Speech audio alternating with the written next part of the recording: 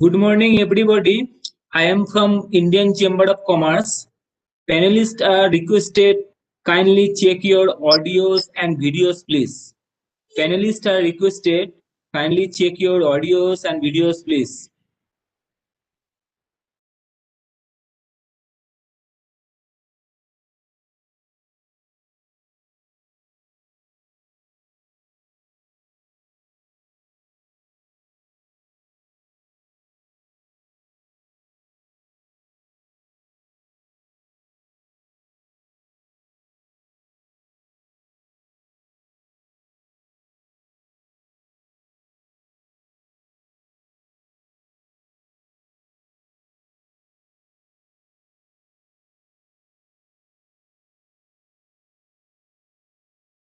Hello.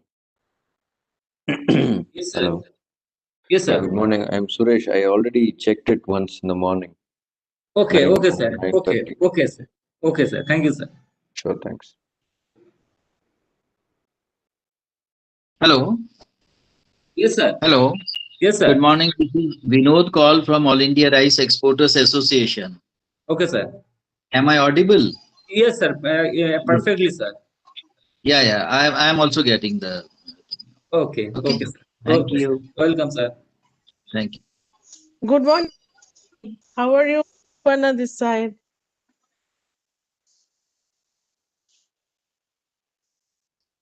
How are you doing? I'm fine. You? Good. Nice to hear you again. Thanks for us.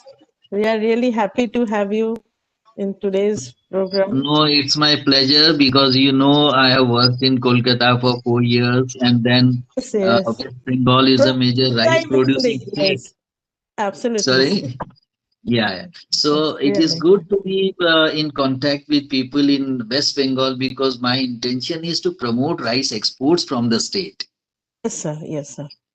Yeah. That, Thank you very much. thanks, sir. Thank you.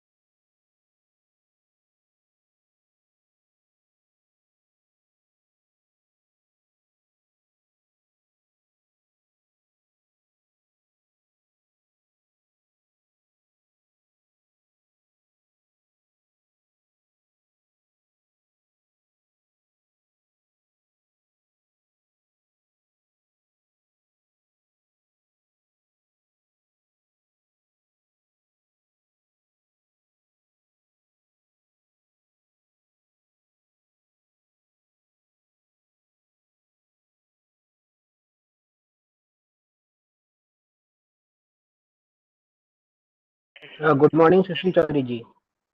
Good morning, very good morning. Thank you, everyone. Hello. Yes, sir. You are clearly audible. Audible. Yes, clearly audible. Yes, sir.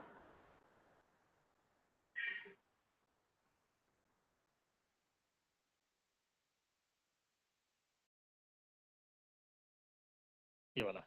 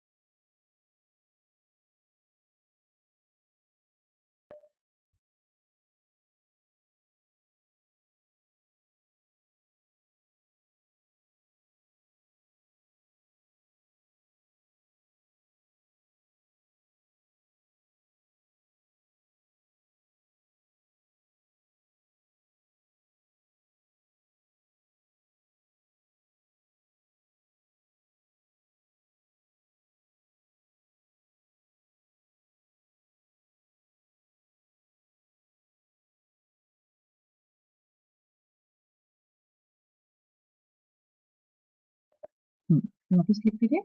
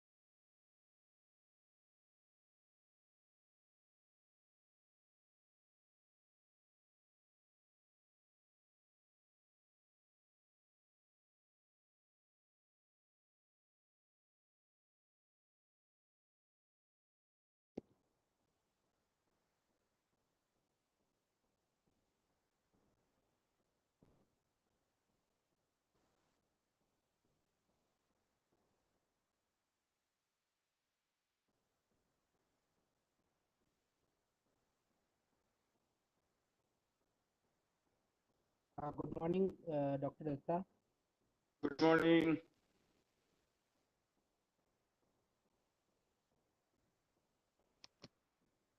Good morning. Hello. Yes, sir. You're audible, sir. Good Good morning, morning. sir. Good morning. Can you also send this web link to my email? Okay, sir.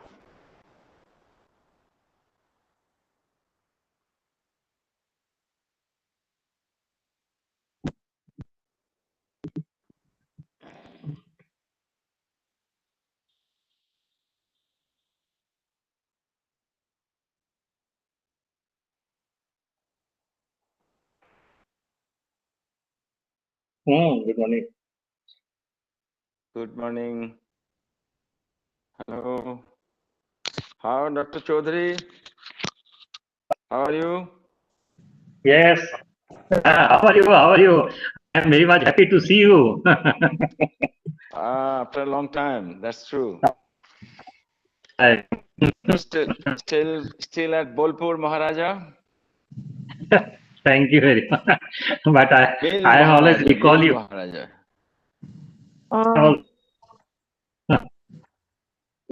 Debu, close the slideshow. Debu, close the slideshow. Okay. Good morning, Dr. Sushilji. I am Rajesh from AGI Miltech. I've heard a Okay. lot about you. Nice to see you. Yes. Introduce rice mill. Yes, yes, yes. From Jalpaiguri. Right, sir. So before I put my video and audio off, I thought I'll say good morning to you. Everyone. Thank you very much. Thank you very much. Thank you. Uh,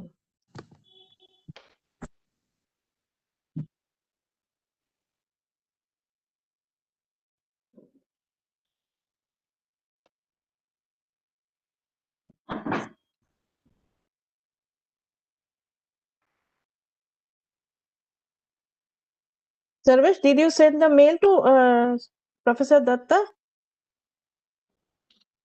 Right now I'm with my cell phone. I need to get it in my laptop.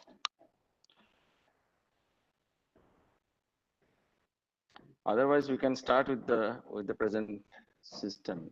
There's No, problem. sir, just it will take 2 minutes. Who are the other Sarvesh, have you panelists? Who are the Sir, other panelists this everybody- morning? And sir. Who is the first speaker? Dr. Mondal, Subrata Mondal. GM Nabad. We can start. You can start with the Yes, opening yes, remarks. yes. Yeah. Good morning. This is the second day of the sixth RISE Conclave Summit organized by Indian Chambers of Commerce. And I'm very happy that I've been associated with this ICC RISE Conclave for all the events. And I see many people also remained constant. They're attending this meeting. That shows the interest of the participants and specialists in RISE, as well as the importance and the event organized by Indian Chambers of Commerce. I thank them very much for making such an effort to organize this meeting in spite of the fact that the corona pandemic situation making us difficult in organizing the event as well as to participate. Nevertheless, yesterday was a very successful day. We enjoyed very much the entire day of the different speakers' presentation and highlighted many issues which are very important in this particular situation. Just 2-3 points I would like to highlight at this context. One is that even the difficult time, rice production has increased and the prediction for the future year also pretty high and commendable. This is a good news. The second, the reason that it might attribute to this particular successful situation is the good monsoon. Second, available of labors that could be useful for the rice agriculture practice. And third is government policy, particularly that help increasing MSP, which is considerably high now for rice. And that inspired the farmers or the incentive to the rice growers to be involved in rice production. And the fourth point that I like to emphasize that the procurement, the government is also now very keen and seriously they're making all efforts to procure the rice, most of the part of the country except a few states. Maybe in the discussion it might come. And that helped the rice production, not only increased rice production, but also the procurement as well as the distribution would be also is ensured. So that is a good notion that we could figure out at yesterday's discussions. And also the fact that not only basmati, but non-basmati rice also being exported, and that on 30 plus 15, about 45,000 crore rupees, which is almost 6 plus billion US dollar. That shows that how much important rice could play an important role in export as well as international rice marketing. And the world rice production, although has increased, but not at the same rate that the population has gone up, meaning that earlier what prediction was 30 to 40% more rice need to be produced, and that remains same. And even it could be more rice production, more rice demand is increased all along the world. Now, India can play an important role because of that situation and the world demand, as well as India's own requirement of food security bill is in place. So meaning that the country's entire population will have access to rice as they require. And so this particular context, I would like to emphasize that all the other issues that discussed yesterday as well as today will be discussed, including milling, processing, quality, input, etc. And that is meaningful, not only the production, but as well as their utilization and their context of the future export. And quality rice is an important component, not only genetics, molecular biology or biotechnology or or current molecular breeding technology can enhance the designer rice to have the quality traits as we require as a consumer's point of view, as well as from milling point of view, and at the same time, bran oil and other value addition. Now, having said that, science and technology can do the best possible way to get a quality rice, but at the same time, the milling and other infrastructure requirement also could and should play an important role so that not only quality rice is designed and produced, but at the same time, they are being stored, they are being milled, and they are being utilized in the market. So these are the few things that I would like to just emphasize in the morning session. And I'm sure the specialist speakers, as I see Mr. Sushil Chaudhary is with us. I've been knowing him for a long time, and Subrata Mandal is there, and all other panelists are all present today.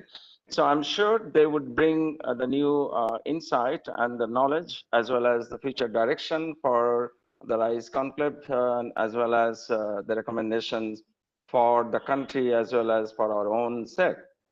So having said that, I once again welcome all the participants, the panelists, as well as the other participants who are attending this meeting.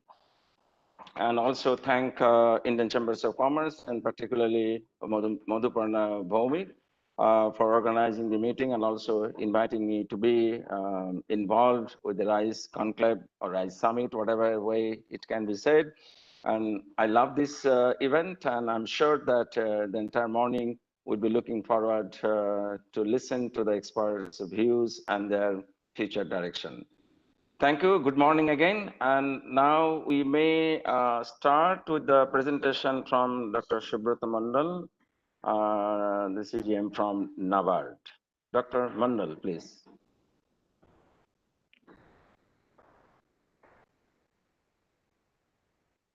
Dr. Mandal, are you ready?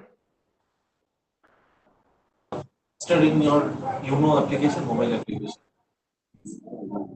UNO is already installed application. So through UNO application, you can also.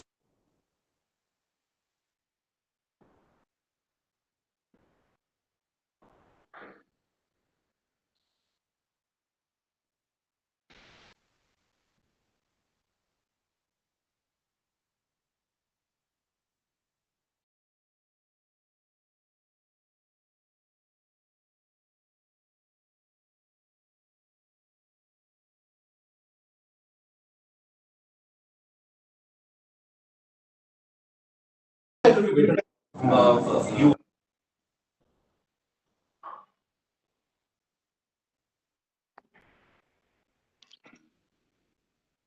Sarvesh, can you check with Dr. Mandal's office?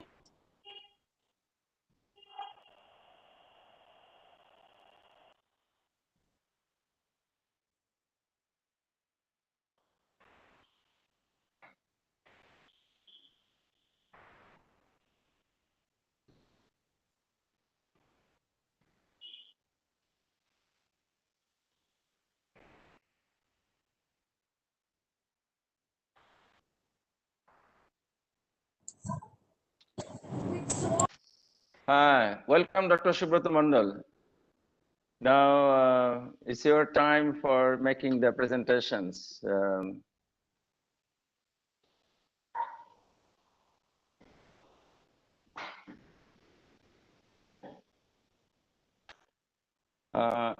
Your audio is not on. Mr. Mandal, yes, now it is. Hello. Yes, now we can hear you. Yeah. Good morning. Good morning. See, this is the rise that conclave. Tomorrow, yesterday I supposed to address it, but due to DDM structure, which I was not in a position to address. But just now I received the intimation that he kept slot for NABARD at this time. So I'm thankful to you for giving this opportunity to NABARD to address it. This is regarding the rice. We need not explain that the importance of rice. The only thing is that from banking point of view, since NABARD is the National Bank for Agriculture Rural Development, the development agenda is there. So we are promoting the SRI, System of Rice Intensification, and it is implemented through different agencies. KVK are there, university, agriculture universities, and the NGOs are there. The impact is very good. And Ramkrishna Mission also they are implementing, and with this with the financial support from NABARD. This is the one area. Now, along with that, so many traditional scented varieties of rice are there. So that is now slowly it is amazing. So we are supporting to different agency, university as well as KVK and Ramkrishna Mission to do trial on this thing, identifying the good scented traditional scented varieties. Out of that varieties, which varieties give reasonable yield, and so that variety can be promoted and it should be linked with the market. The condition is that not only identification of the traditional varieties, scented varieties, but also taking link to the market. So when I was in Jharkhand, we sanctioned this project to Ramkrishna Mission Ranchi, and they trial it and identify the 2-3 varieties, which is very traditional varieties, scented varieties with the yield was very good. And thereafter, the milling quality of the rice also they are tested and identify the which varieties the milling is good. And now they check the link with the market. So they are getting good return out of the traditional scented variety of rice. So is that another new areas are there. And now along with that, the organic rice is there. Now a lot of demand is the organic rice is there. In West Bengal, Tulai Panji is there. So we are giving huge support to the different agency to promote the Tulai Panji and then all the other scented rice. So NABARD is supporting this, all the traditional scented varieties is there. Now coming to the viability of the rice production, because basically I am from the farmers family. Okay, so nowadays the cultivation of rice is not the viable activity, because if you see this, the cost of cultivation is going up. The cost of water also to irrigation is very high, and as a result, because whatever our lands are there, we are giving to those people. They are having their own labor. So the people are cultivating this paddy when their own labors are there. Because if you add this labor cost, it is not the viable activity. So people are taking this land from the people like us and cultivating paddy, and they are putting their own labor and making it viable. But to overcome these things, NABARD is suggesting this is all the agencies that taking aggregation a collective model. Let's all the rice growers come together and form the farmers producer organizations, and it is the registered body and legal entity, and memberships vary from the 300 to 500, go maximum 1,000, and they should do the business plan for their organization, and they should work for that, and what of the profit will be there, that will be shared among the members, and part of their profit should be given to their share, contribute to a share capital. So that is the concept, 5 principle of the farmers producer company. So we are advocating this thing. This company should be, the farmers producer organization should register under Company Act, Producer Company Act, or register under Cooperative Society Act or Society Act. Okay, we are not encouraging to register under Trustee Act. This is the only things, because trustee is the no profit no loss. Because here at the end of the day, whatever the profit will be there, that is to be shared with your members. Then members will continue with these groups. So that's why we are suggesting that you register under Company Act or Cooperative Society Act or Society Act. So this is the things. Now this farmers producer company, once we promote, then they will get the certified seed, this company, because the company will purchase the seed on behalf of the member in bulk, and the certified seed, because at present the seed replacement ratio is very poor.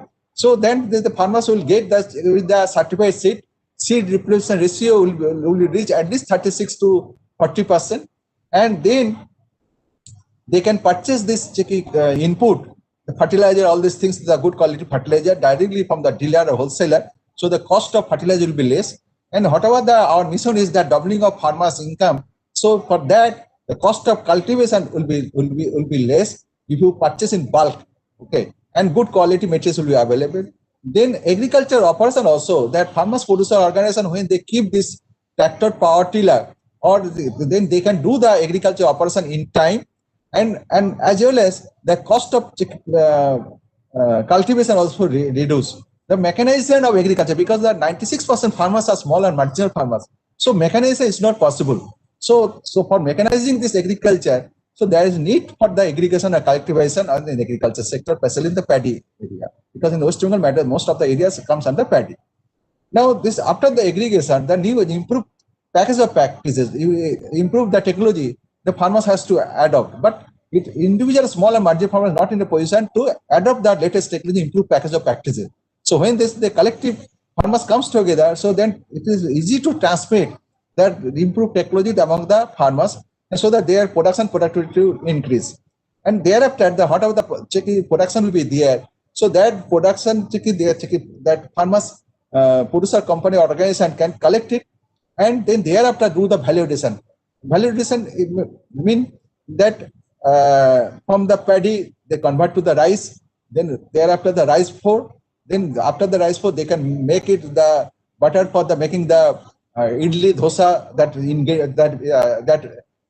materials ingredients. So like this way, this value chain to be extended, so that farmers should get it, because instead of depending on the only selling paddy, if they do little processing, converting to the rice meal, then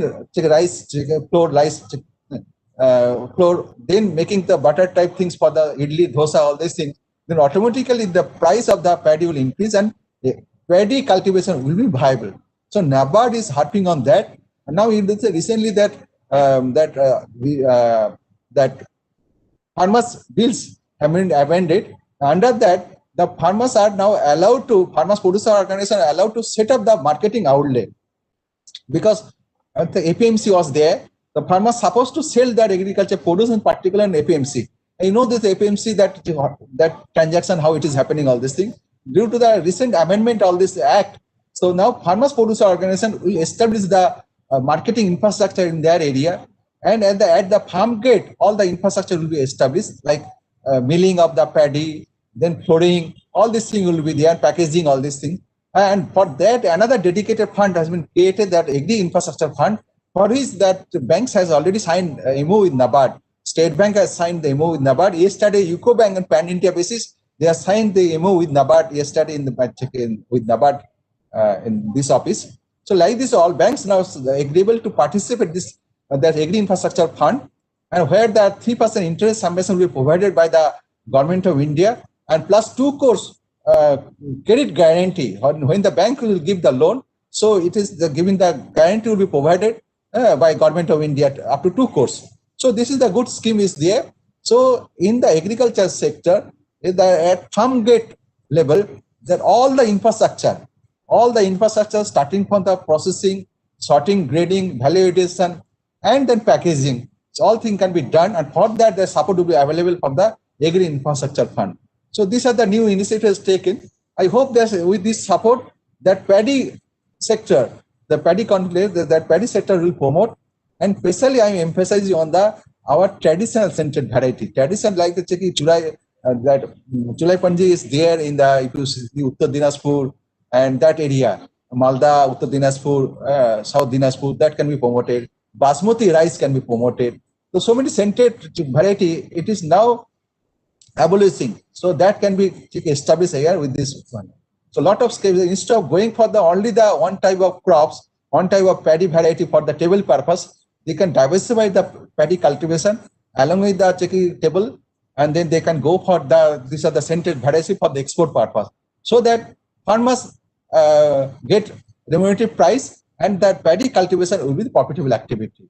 I think this is my talks today. Thank you.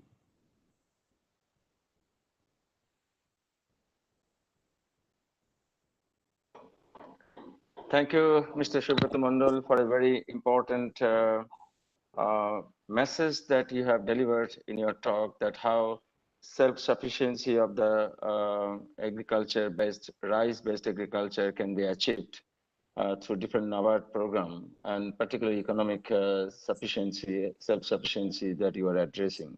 I'm sure the program that you mentioned about the organic certain niche area of organic rice production, or SRI or different other aspect being taken care by certain sectors of rice producers. And I'm sure with the value addition, as you mentioned about the more sort of economic incentive can be given to the farmers, this has definitely a value. We will come back to you. Please stay with us. There may be some questions and other issues they may raise. If possible, stay with us to address those questions at a later part. Only thing, if they ask any question, let them ask now, because I'm having another meeting with the Additional Chief Secretary, Dr. M.B. Rao, at 12 o'clock. That's why I have to go there. Okay. Any issues there? Ask me. Okay, it's fine. It's fine. Is there any questions, comments, or any other points any participants want to raise?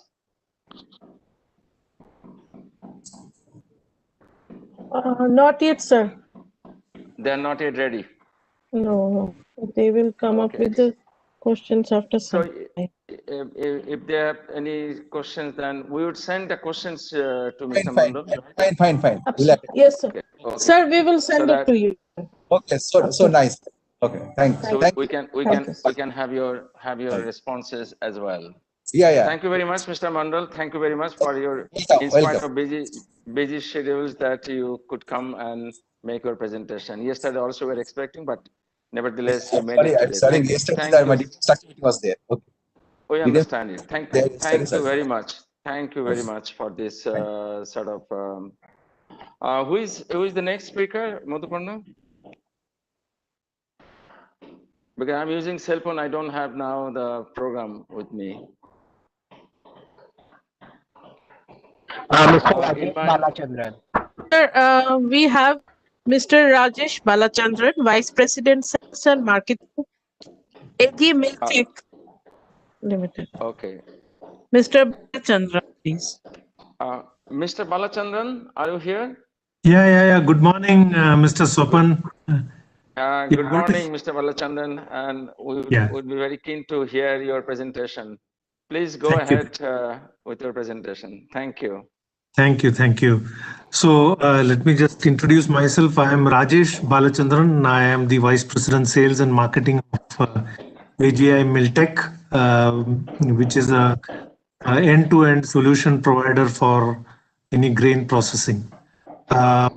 First of all, let me take this opportunity to thank Indian Chamber of Commerce for giving the opportunity to make a presentation. And thanks, Mr. Sopanji, for hosting this Rice Conclave, which is a very important part of this our endeavor towards improving food security in India. I think Mr. Sopanji touched upon various points on the molecular biology of grain, the nutrition value, and very importantly, he touched upon the point of apart from imparting those kind of values to the grain, there's also an important value addition required from the processors, which are be it storage, processing, milling, grading, sorting. So this entire value chain is equally important to ensure that we are one of the major rice producing and rice exporting and rice distributing country in the world. So thanks for touching upon that. I'll just a small brief about AGI Miltech. AGI Miltech is part of Mr. Rajesh. Yes. Sir, if you can start your video. No, I need one about a few seconds, and then we can start the video. Sure. AGI is a $1 billion Canadian MNC, and we are an end-to-end solution provider. Be it we are the only end-to-end solution provider for any grain processing in the world. So be it storage of grains, be it parboiling, be it processing, milling, then grading, sorting, packaging. AGI Miltech provides end-to-end solution for this. So if anybody wants to set up a project, right from storage to processing to grading and sorting. We have the entire solution for that. I will not speak more because there is a paucity of time. We have 15-minute slot. So we will start with the video, which is self-explanatory on what solutions we have. So we can move on to the video.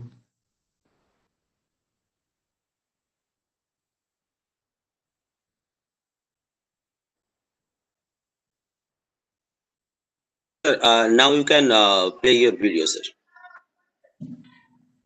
Yeah, I have. Hello? Hello? I want you to play the video. Okay, okay, sir. Okay, sir. Fine. End-to-end rice milling, yeah.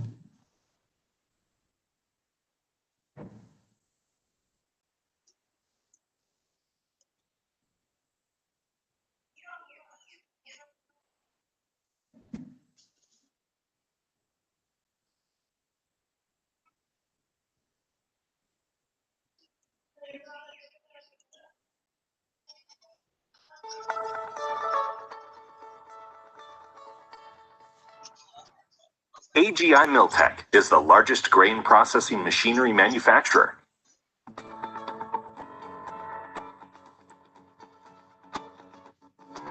AGI Milltech's manufacturing base is in Bengaluru. We produce the complete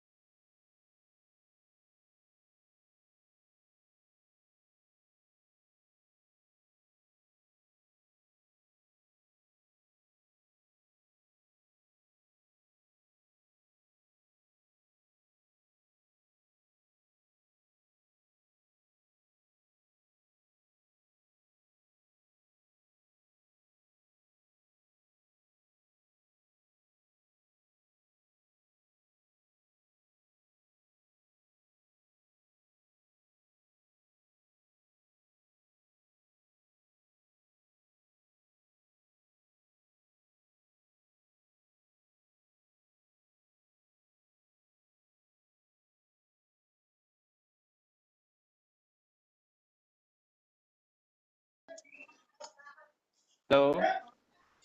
Hello, sir.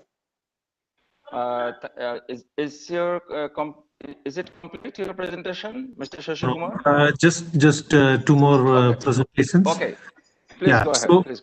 yeah. So this is our end-to-end rice processing solution. Now, as Mr. Sopanji touched upon the export growth of rice to various parts of the world. So when AGI and Miltech came together, we decided to launch a technology called Prime Technology, which is meant for high-end exporters and high-end greater than 8 TPH projects where they're looking for products which can give better yield and better quality in terms of glaciness and in terms of improving the profitability of miller by improving the yield. So we are also happy to launch our Prime technology, where we are going to show us short video of our Prime technology.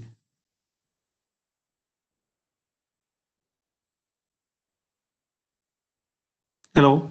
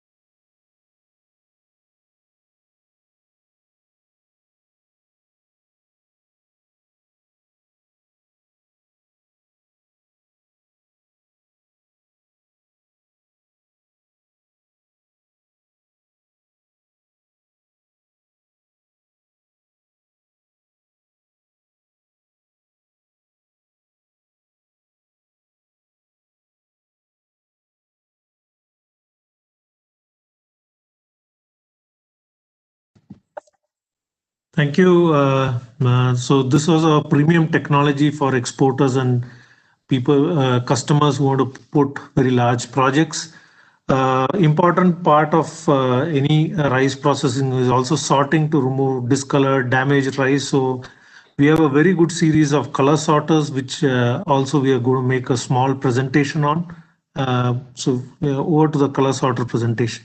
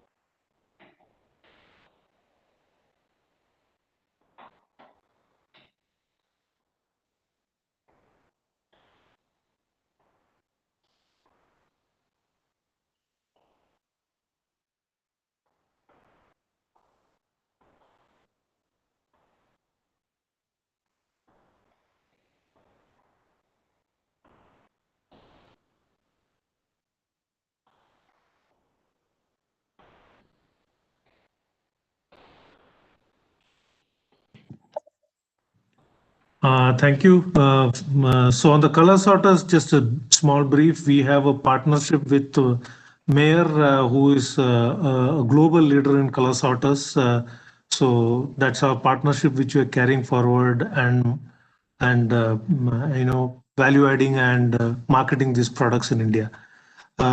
Before I conclude my presentation, we have a small presentation on grain storage, which is becoming extremely important to reduce losses during storage. And AGI is a global leader in silos, and we have started marketing these products in India.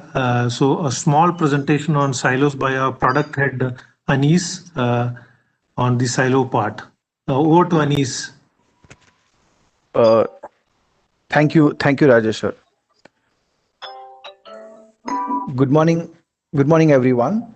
A small request to all the panelists.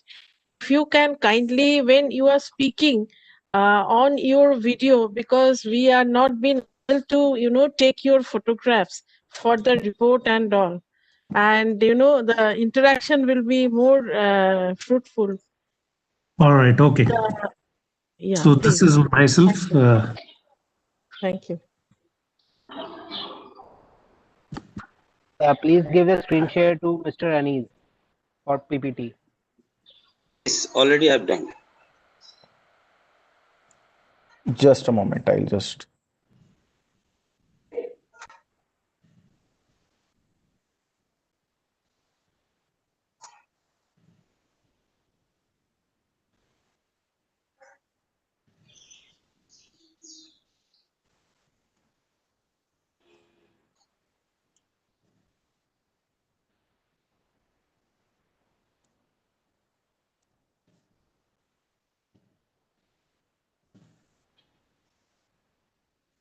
So these are the slides which we already saw.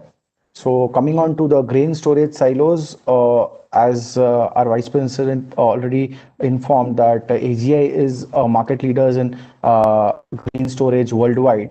And after our partnership with bought in this product for our Indian customers. So the conventional storage problems are the ones that you can see on the screen. So to a large extent, all these problems are addressed in the silo storage solutions. And this is a more scientific method of the kind of solutions that we offer basically take care of the complete health of the grain throughout the storage journey. So the losses that we have seen, it is envisaged that the losses could stand at 10 lakh per storage of food grain in a conventional storage. So this is a huge number. So that is where all this scientific method of storage has come up for of various grains like food grains, and it has also been adopted by FCI and various other storage corporation organizations of the government of India. So with this, we are very proud to say that we provide solutions to reduce these losses. So it is basically something which comes in two options.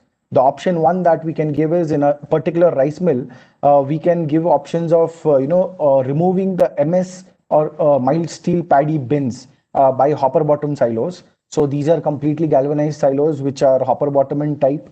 So the capacity of these start from 30 metric ton and go up till 500 metric ton for wheat, paddy, and any other grain. So any grain can be of this particular of this capacity can be stored in hopper bottom silos.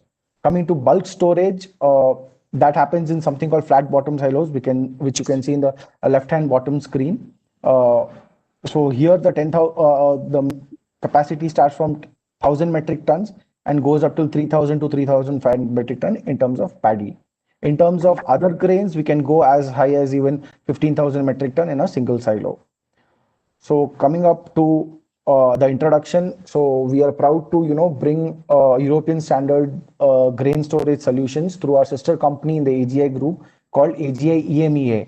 So this is a company based out of Italy. And the overview which already Mr. Rajesh gave you, that AGI is a group of companies spread world across. So you can see there is a company called PTM and Frame in the 2015 lineup, which has been merged to be called AGI EMEA, and we have become part of AGI in 2019 Miltech. So through AGI EMEA, we are able to bring the complete solutions of grain storage silos to our Indian customers. So to give you a brief about AGI EMEA, AGI EMEA is a company, has factory in Venice, Italy, which is spread across 20,000 square meters, manufacturing, state-of-the-art manufacturing facility. And there, steel suppliers, the major source of steel supplies from ArcelorMittal and Rupert, the best steel manufacturers in the world. They consume approximately 30,000 metric tons of steel every year. So which will give you, the idea of the volume of projects that we handle on a year-on-year basis. So coming to the design standards, we follow the American and the German and the European standard of design for silos. The material that we use is something called HX420 LAD, which is a very specific material coming to the silo industry.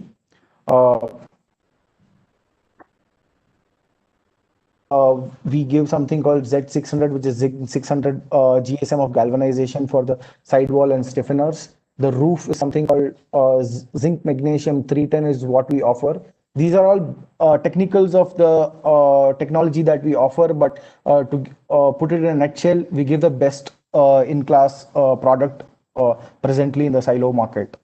So coming down to the accessories, these are the accessories of a silo. The silo comes as a complete package from our Italian manufacturing facility. You get complete solution from us.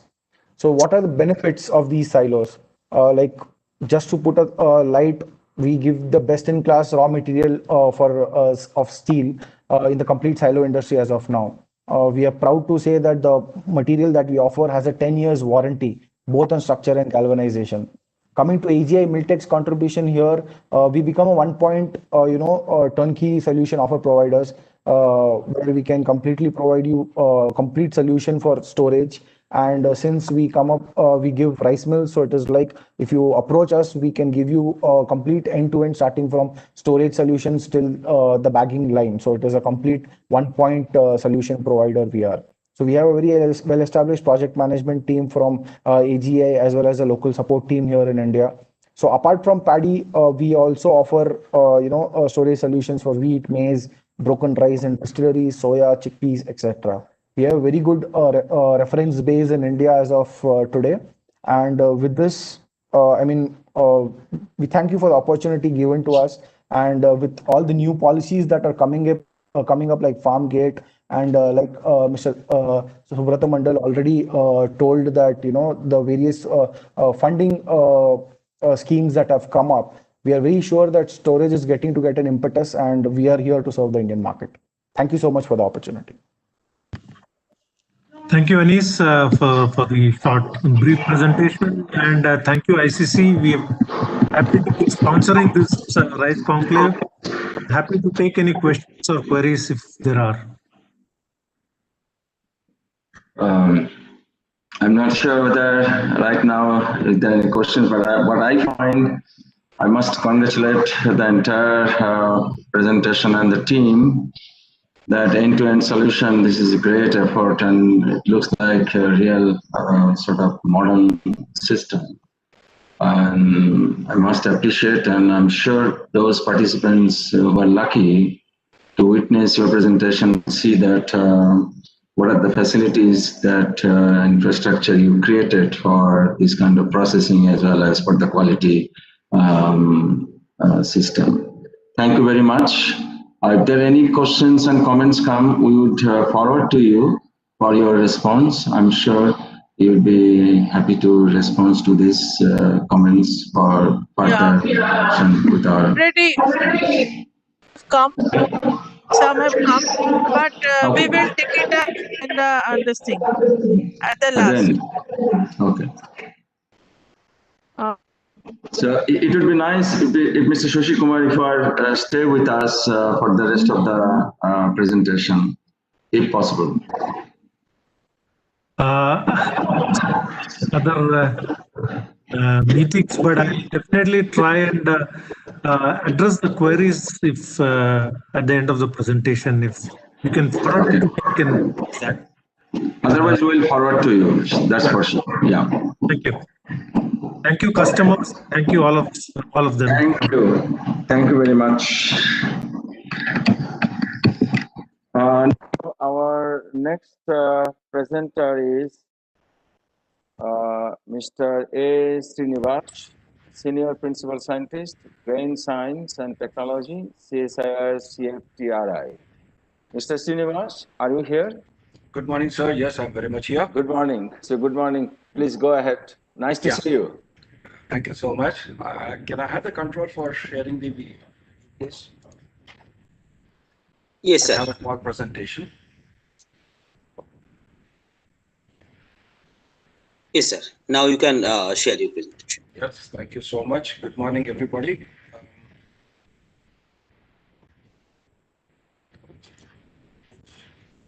How do you see my slides? Can you help me with that?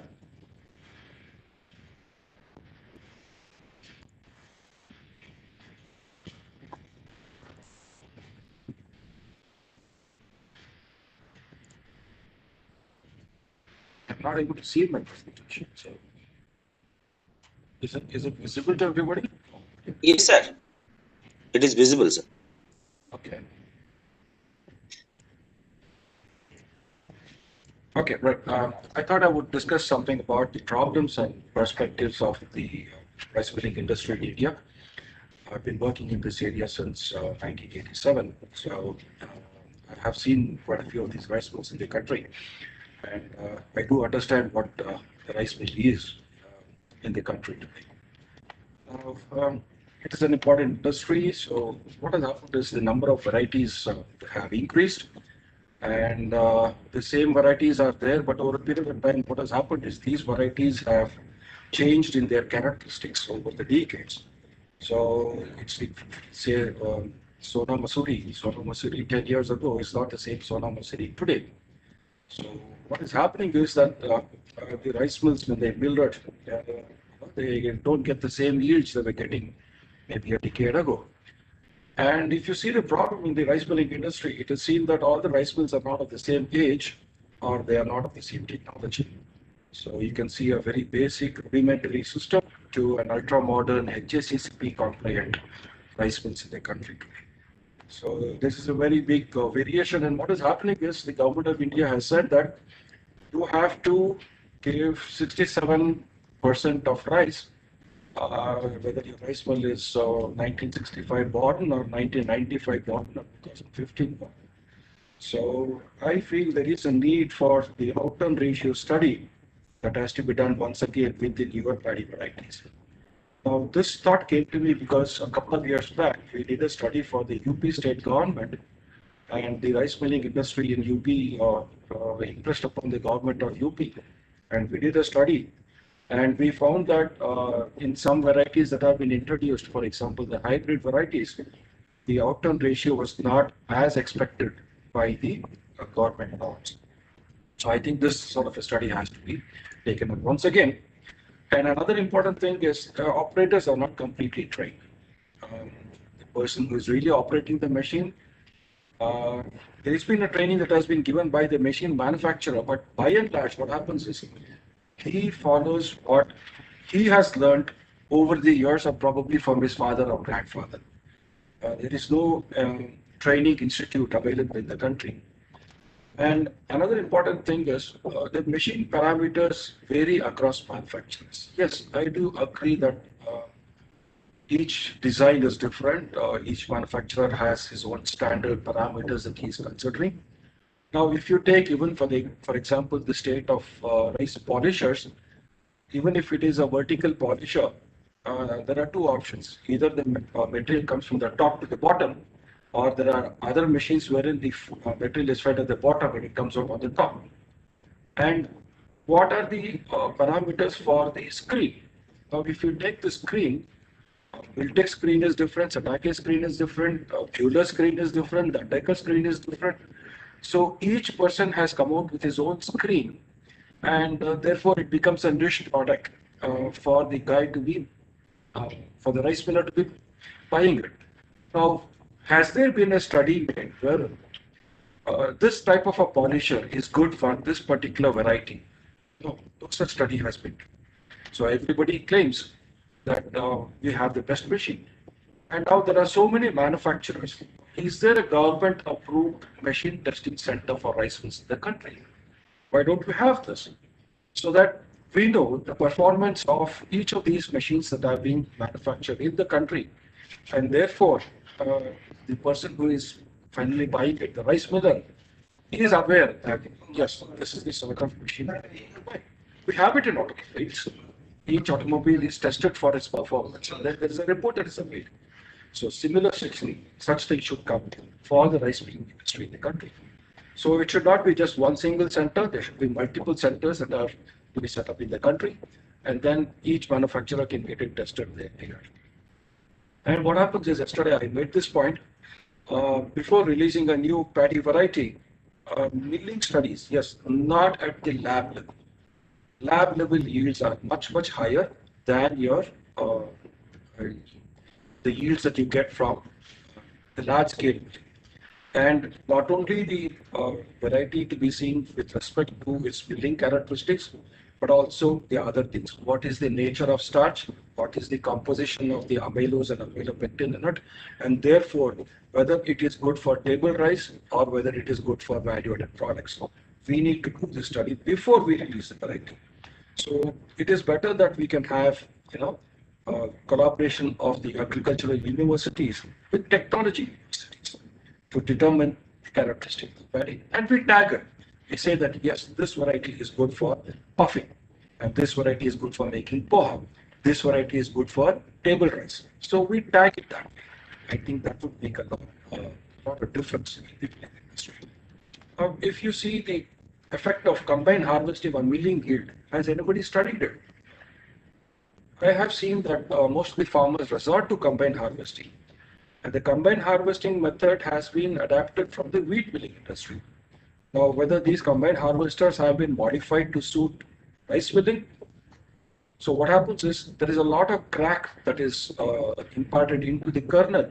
And when this kernel comes into the rice milling domain, it will definitely break. So that is another thing. And whether there is a fair average quality when the miller purchases from the farmer directly.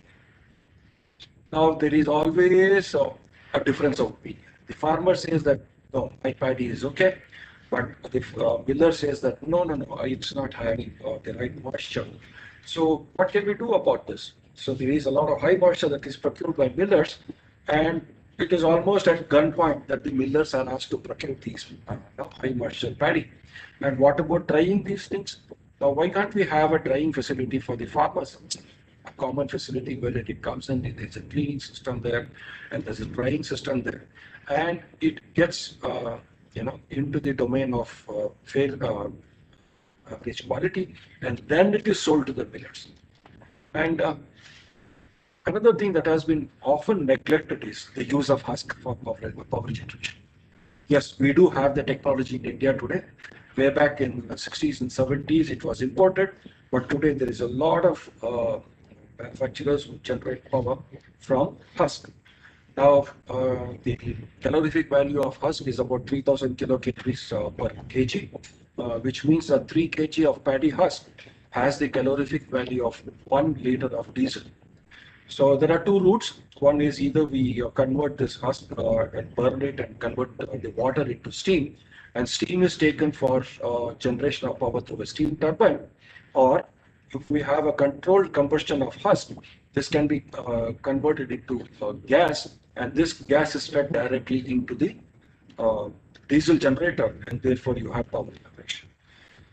Another thing is, we are all talking about laziness in rice, and the laziness in rice should be to such an extent that I should be able to see by face on the rice grain. Now, what is happening to the nutrition? Nutrition is gone for a 6. So then what do? Then we start fortifying it, add nutrition from outside. Why remove the inherent nutrition and then add it from outside again? Instead, if we can have a technology for optimally polished rice, which of course naturally has higher nutrition with longer shelf life. CFTR at Mysore has the technology for this, and if the government can make it mandatory that all the rice millers should be doing this, and this means that the customer has to change his perception of eating totally polished rice to more nutritious and tasty. I think this is a policy requirement that has to policy change that has to come. Yes, there's been a move to have upgradation of rice mills. Couple of questions that I have. Who will fund the upgradation cost? Whether the miller will do it, or is there an incentive that is going to be given to do it? What is the level of technological upgradation being thought of?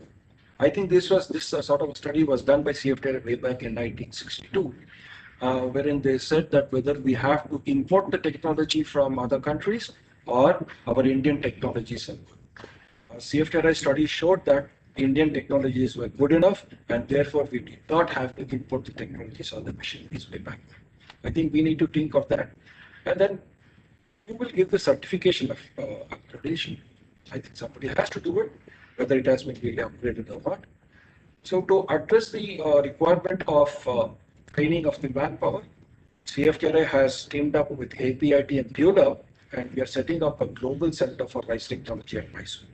The MOU has been signed, and we already had the groundbreaking ceremony on February 22nd of this year. Of course, Corona and the pandemic has kicked in, so the project has taken a backturn, and we are going to revive it right now. So this will be the center wherein all the manpower in the country are going to be paid. Of course, there will be a fees and things like that. But now we are also looking for setting up of an analysis center. Anything and everything that you need to analyze, this will be the center where the analysis will be done, and it will be given back to the millers to see that the products are upgraded. So I make an earnest request to the enterprising rice millers to be a part of this venture, and we can probably get in touch with me, and we'll see how we can go about this. So this is what I just wanted to share, and I'm thankful to the organizers for having given me an opportunity. These are my contact details. I would prefer an email, which is very simple. This is our domain, cftri.res.in. And first three letters of my name forms my email ID. Thank you so much.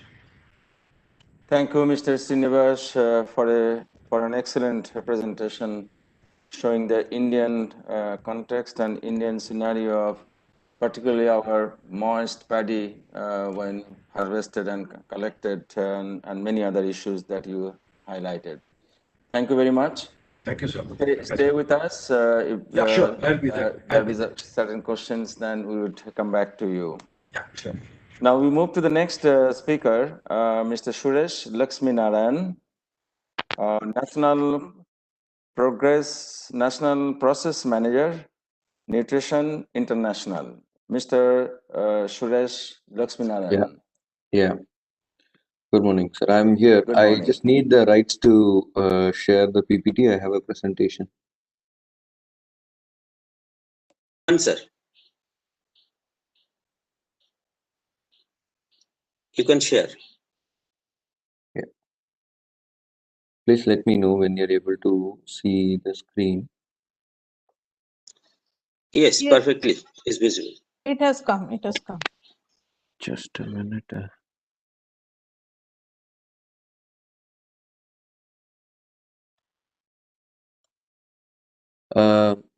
Am I also visible?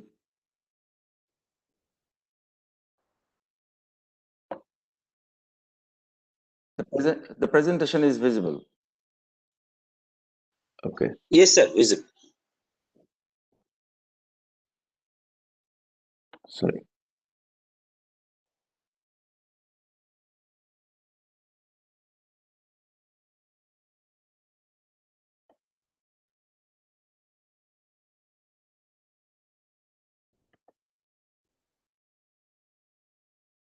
Yeah. Hope it's all right now. Yes, yes. Okay, thanks. Thank you so much. Good morning to all. I'm here to talk about rice fortification. I think Professor Srinivas has already set in some bit of a context. Uh, I think I completely agree with him saying that the consumer's perspective about the type of rice and the perception about rice should change. The whiter the rice, the better the quality, kind of a perception should change. There should be some importance to nutrition. So rice fortification is again another innovation or methodology wherein the nutrients lost during polishing and rice milling is being added back to the rice. I will take you through the entire presentation today.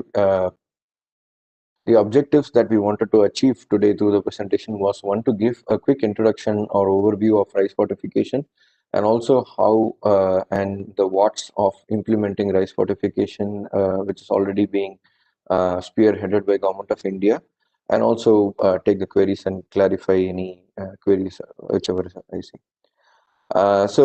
Before getting into that, I just wanted to mention that why is rice fortification being discussed, and this is very apt forum. Thank you so much to the Indian Chamber of Commerce and Swapan Datta for bringing up this particular session here, and especially for the right audience who are the millers. So the Government of India has allocated around 174 crores for scaling up, for piloting rice fortification scheme through the public distribution system. And I'm sure we have the stalwarts of rice mill here, so rice milling industry here. So we are aware that around 35 million metric tons is the rice that is being procured and distributed through the public distribution system. And also you could also see the figures on midday meals and ICDS. So the important objective of the food security programs like the public distribution system, midday meals, and the integrated child development services are now shifting slowly from food security towards nutrition security. So rice fortification is one major affirmative step by the Government of India that they would want to scale it up, and government is very keen on scaling this intervention to across the country. Initially, now for the first 3 years, in a pilot scale, 15 states have been selected, and in 15 states, one district per state has been chosen or nominated by the state governments, respective state governments, and they are implementing this program as a pilot scheme for the first 3 years. Based on the operational understanding and also the feasibility and also the nutrition impact, it is also being scaled up. So the outlay is around 174 crores. A quick one step back on nutrition, why we need to do this. So there are malnutrition, especially the malnutrition, and today with COVID, we hear a lot about the importance of immunity and the role of nutrition in improving immunity. So malnutrition is of two types. One is undernutrition and overnutrition. In undernutrition, it is either what we consume. We consume a lot of food today, but many of us are speaking here are vitamin D deficient or even iron deficient. So we don't take the right nutrition. We take a lot of food, but we don't take the right nutrition. So that is undernutrition. And overnutrition is we take a lot of food, and either we have a lot of fat or a lot of carbohydrates that leads to into other complications like diabetes and obesity and others. So the undernutrition is of three kinds: stunting, wasting, and the underweight. These are the three indicators that we could evidence undernutrition presence. And in overnutrition, again, obesity, non-communicable diseases like diabetes and overweight are other indications of overnutrition. So to address the micronutrient deficiencies, there are three major strategies. One is dietary diversification, wherein we consume a variety of food groups like regular vegetables, cereals, pulses, millets, and we go a step back, probably a decade back, even a decade back, our food plate was very rich. We used to consume a variety of food items, but now it's more confined to very few items. So it is also partly because of the lifestyle change, and there is a lot of other impacting factors. So one way to address is improving that fruits and vegetables and green leaves and green leafy vegetables. So that is one strategy. Another strategy for specifically for few targeted population, especially adolescent girls, if you must be aware, in government schools, they are providing IFA, iron folic acid tablet for school going children, especially for adolescent girls, to improve their to reduce the anemia or improve their iron status. And also, if a woman is pregnant or lactating, generally the doctor prescribes iron folic acid. So those kind of supplementation programs is also another way to address this micronutrient malnutrition. The third, which we'll be talking much more in detail about, is the food fortification, wherein we use or leverage the existing staple foods and to deliver micronutrients. One classic example that I would say for food fortification is iodized salt. If we go probably to 1 decade back or even 15 years back, we could be able to see the goiter or Gengar rog, as they call it, very evidently. But today we don't see goiter at all. I mean, it is not visible anymore. So this is due to mandatory iodization of salt, and many of us don't even know that we are consuming iodized salt. So iodine has been delivered through salt, and that micronutrient deficiency has been addressed. So that similarly, now there is an increasing emergency to address iron deficiency anemia, which is again not very evidently seen. So for the same, the FSSAI and the Government of India has come up with standards for fortifying staple foods, especially rice, wheat flour, and double fortified salt with iron, folic acid, and B12, and milk and oil with vitamin A and D. So that is another strategy that we will be talking much more in detail about today. A quick comparison of all the three strategies. If we look at it, the dietary diversification is the best strategy, but it takes a long term. It is a long time. It takes a long time to actually translate, and there are other feasibility and access and availability and economic reasons, socio-economic reasons to achieve that dietary diversification. Supplementation is a short term but a very targeted one. It cannot be generalized to everybody. So that again is there are limitations with that. And the fortification is one that is a large scale and that is applicable or available for all population groups. And that is a medium term solution which can bring about a change. And evidence to it or example to it is iodized salt. So based on this, the government of India, especially the Food Safety Standards Authority of India, has come up with the standards for 5 major staples, like I had mentioned: wheat flour, rice, oil, milk, and double fortified salt. And you could see the plus F logo.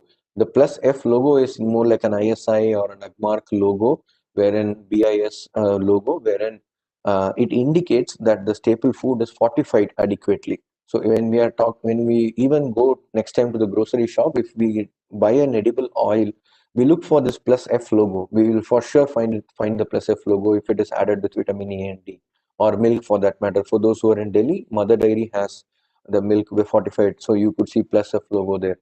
So, and there are many other rice millers who have also released the fortified rice in the open market. So they also have plus F logo. A quick deep dive into what is rice fortification.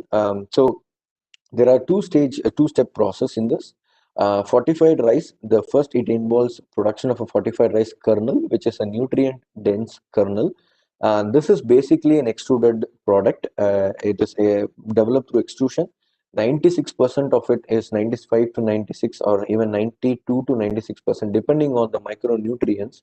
It depends on the micronutrients. 96% of it is rice flour, and basically taken from the broken rice. Broken rice is converted into rice flour. Then vitamin premix is added for the other 4%, and then it's mixed with water, extruded, and we get kernels similarly to rice. These kernels are rich in nutrients and they are called fortified rice kernels. They are then blended with normal rice in the ratio of 1:100 or 1%. So that again forms the fortified rice. So we will be able to achieve the required micronutrients in 1 kilogram of or 100 gram of rice that we consume, fortified rice that we consume. The blending is very simple blending machine. There are blending machines of different varieties and different types. Then the types and the varieties are basically decided upon by the quantity of the rice mill, the setup, the space availability, the level of automation that is required. Even a simple grading equipment can also be converted into a blending machine with a specific doser. It is important to ensure this 1:100 ratio. So a dosing equipment here you could see at the left bottom, a vibratory feeder is important to ensure this FRK, the fortified rice kernel, is added into the rice in the ratio of 1:100, and then it is blended. Then it looks very more or less the same because both of it is produced from rice, so it looks very similar. And when we cook or when we have, we will not even have to see the difference. So but we will get the micronutrients, adequate micronutrients delivered. What are the micronutrients that is majorly required to be delivered through this fortified rice? It is iron, folic acid, and B12. Here it is mentioned. There is also FSSAI, FFRC, Food Fortification Resource Center, a website available. You can Google for FSSAI or FFRC. You will always get the rice fortification standards, and it is available in open access. It is Government of India notified.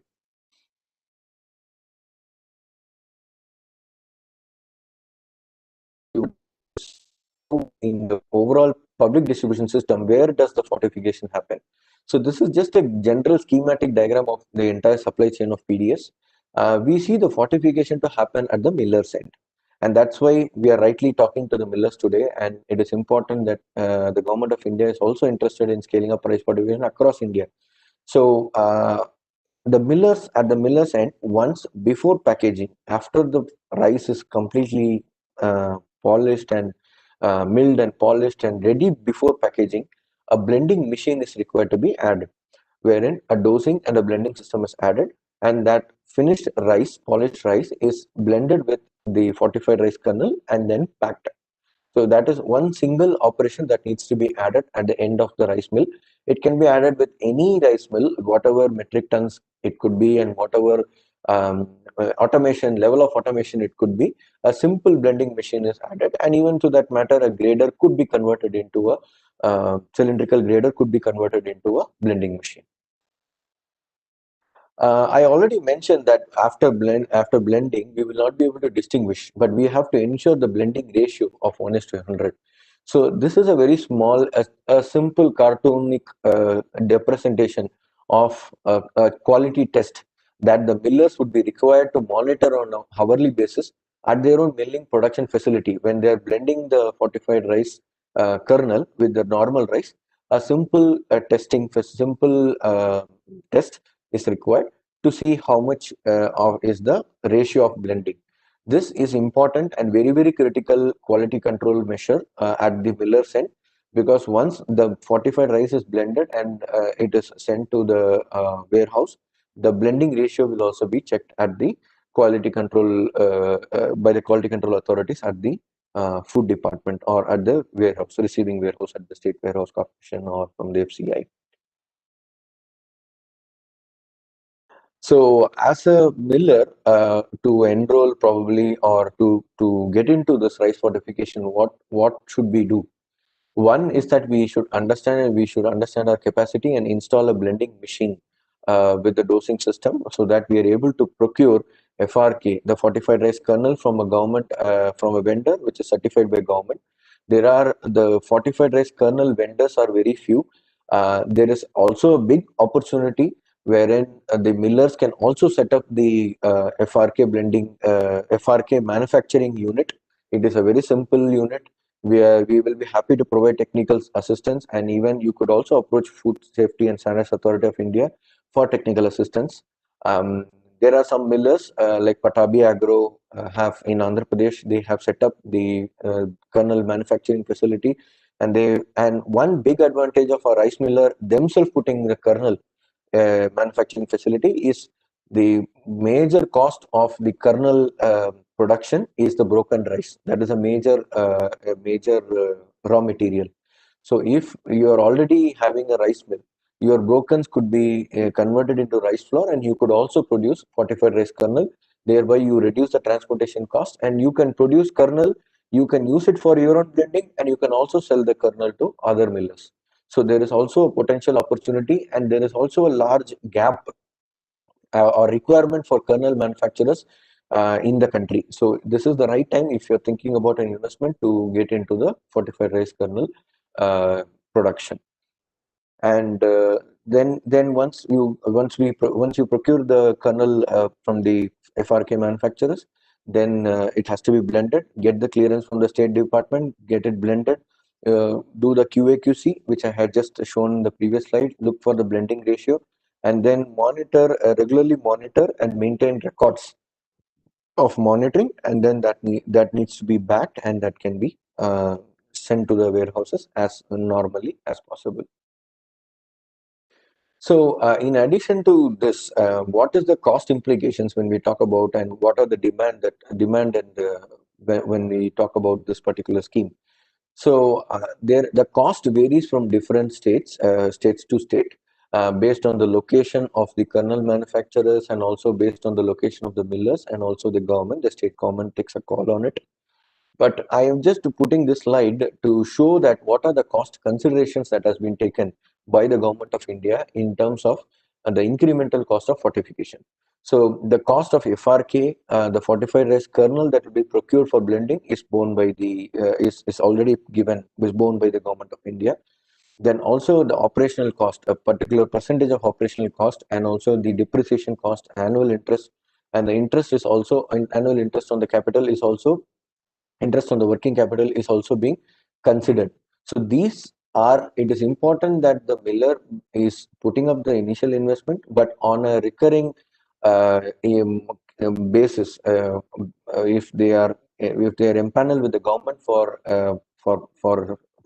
supplying the fortified rice, on a per kilogram basis, they will be able to recover this cost, and the return on investment is also not a very long period. It is a very short period. So all those considerations has already been taken into account by the government of India, and the scheme has been developed, and government of India is positively looking at a scale up, and it is very important that millers are also there is also an All India support received from All India Millers Association and other associations from different states. So I'll be happy to clarify any queries. Before I conclude, I just wanted to mention quickly about our organization. I represent Nutrition International. We are a not-for-profit organization. We are an NGO, in other words.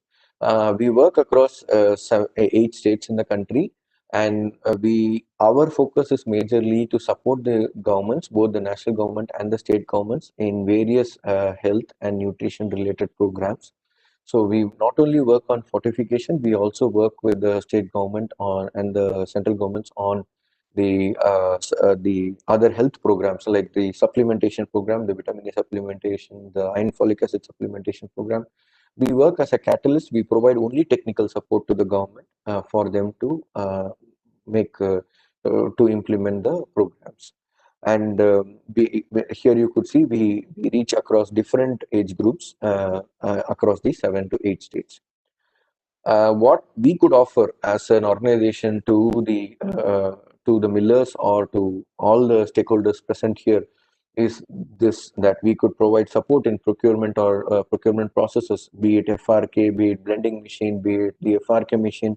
We could support you, give technical inputs only on that, so that you are able to take it forward based on your negotiations and discussions or financial matters. We are not into that. And the capacity building, support in training your staff and you and your staff in how to do the best practices for rice fortification, or even for other fortifications, staple food fortifications, and even the government officials on fortification aspects. Quality assurance, quality control, we can help you in developing a quality assurance plan for your own mill, so that you could use it for your own systems and procedures internally. Monitoring and evaluation for the state, this is specifically for the state governments. We provide support, we interact with the beneficiaries or the consumers, and also give that feedback back to the government on the quality of the product, and also the feedback from the consumers on the fortified staple foods. And last, on the behavior change intervention, which is more of a creating awareness. It is also important to create awareness on nutrition, so we also work on that area. In addition to that, as for millers, we could also support. Please be brief. Yeah. Please be brief. Yeah. Okay. Yeah. Time is gone. Yeah. So we could also support in monitoring your product quality and give you feedback to improve the product quality. Yeah. So that's all. Thank you so much. Thank you very much for your very nice presentation on fortification of rice. I'm sure you'd be stay with us because there are surely some questions, particularly the fortification of minerals and nutrients, and after washing, how that mineral and nutrients still stay with rice. This is a question that a lot of people would like to know. Sure. You want me to answer now, or no? Keep your answer. Okay. At the end, we would like to listen to this. Sure. Now we have Sir, Mr. Shashi Kumar has already joined. Okay, who was supposed to speak. So he's there. So if you can kindly invite him. Mr. Shashi Kumar. Timaya? Are you there? Yeah. Are you Yes. I'm extremely sorry, and I apologize. I was busy in a preoccupied meeting. Okay, so I started little late. Yeah. Thank you very much. Thank you, everyone. Please. Okay, please go ahead. Stick your presentation in 10 minutes. Okay. Yeah. I have a small presentation. So I think I made a presentation to Sudeep. I don't know whether I have to be. Uttam, you can start the presentation. Our person is start. So how I have to move the next slide? So how it is? How you will going to give me the? You just tell him the next slide. Once you are completed with the slide, just inform. Yeah. Okay. Thank you very much. Okay, can I start now?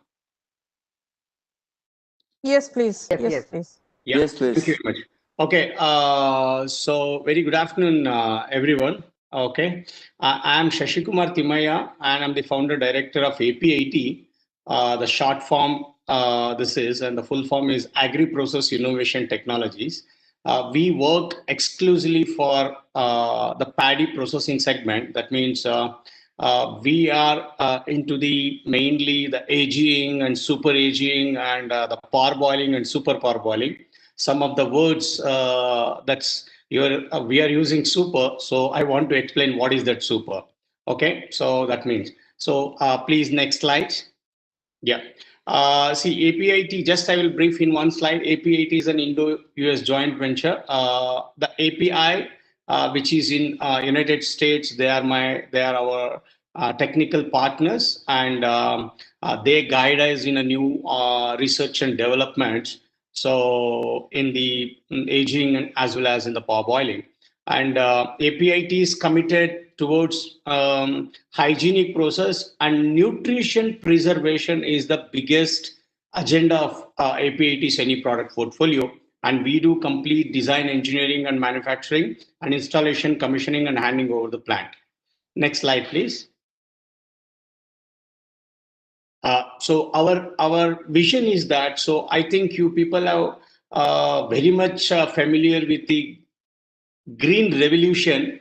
APIT is the vision is to create a grain revolution. So what do you mean by grain revolution? Just I will brief you. Today, according to the research, whatever the paddy processing is happening, that means the aging or parboiling. So we are consuming the paddy with almost 76 to 80% of its nutrition, or in a the yield-wise manner. So, but APIT is already proved that every grain, the consumable efficiency can increase up to 94%. That's our the trump card. So we have to utilize every grain to the maximum. As we have to consume, we don't want to waste in the every single grain. That's called grain revolution. Bit difficult to understand, but yeah, we can answer those questions. And the mission is that anyhow, we have to provide the best process-based infrastructure, not infrastructure-based process. To overcome whatever the challenges, and our infrastructure should facilitate for any grain, any process, and it should not be one infrastructure, one process kind of a thing.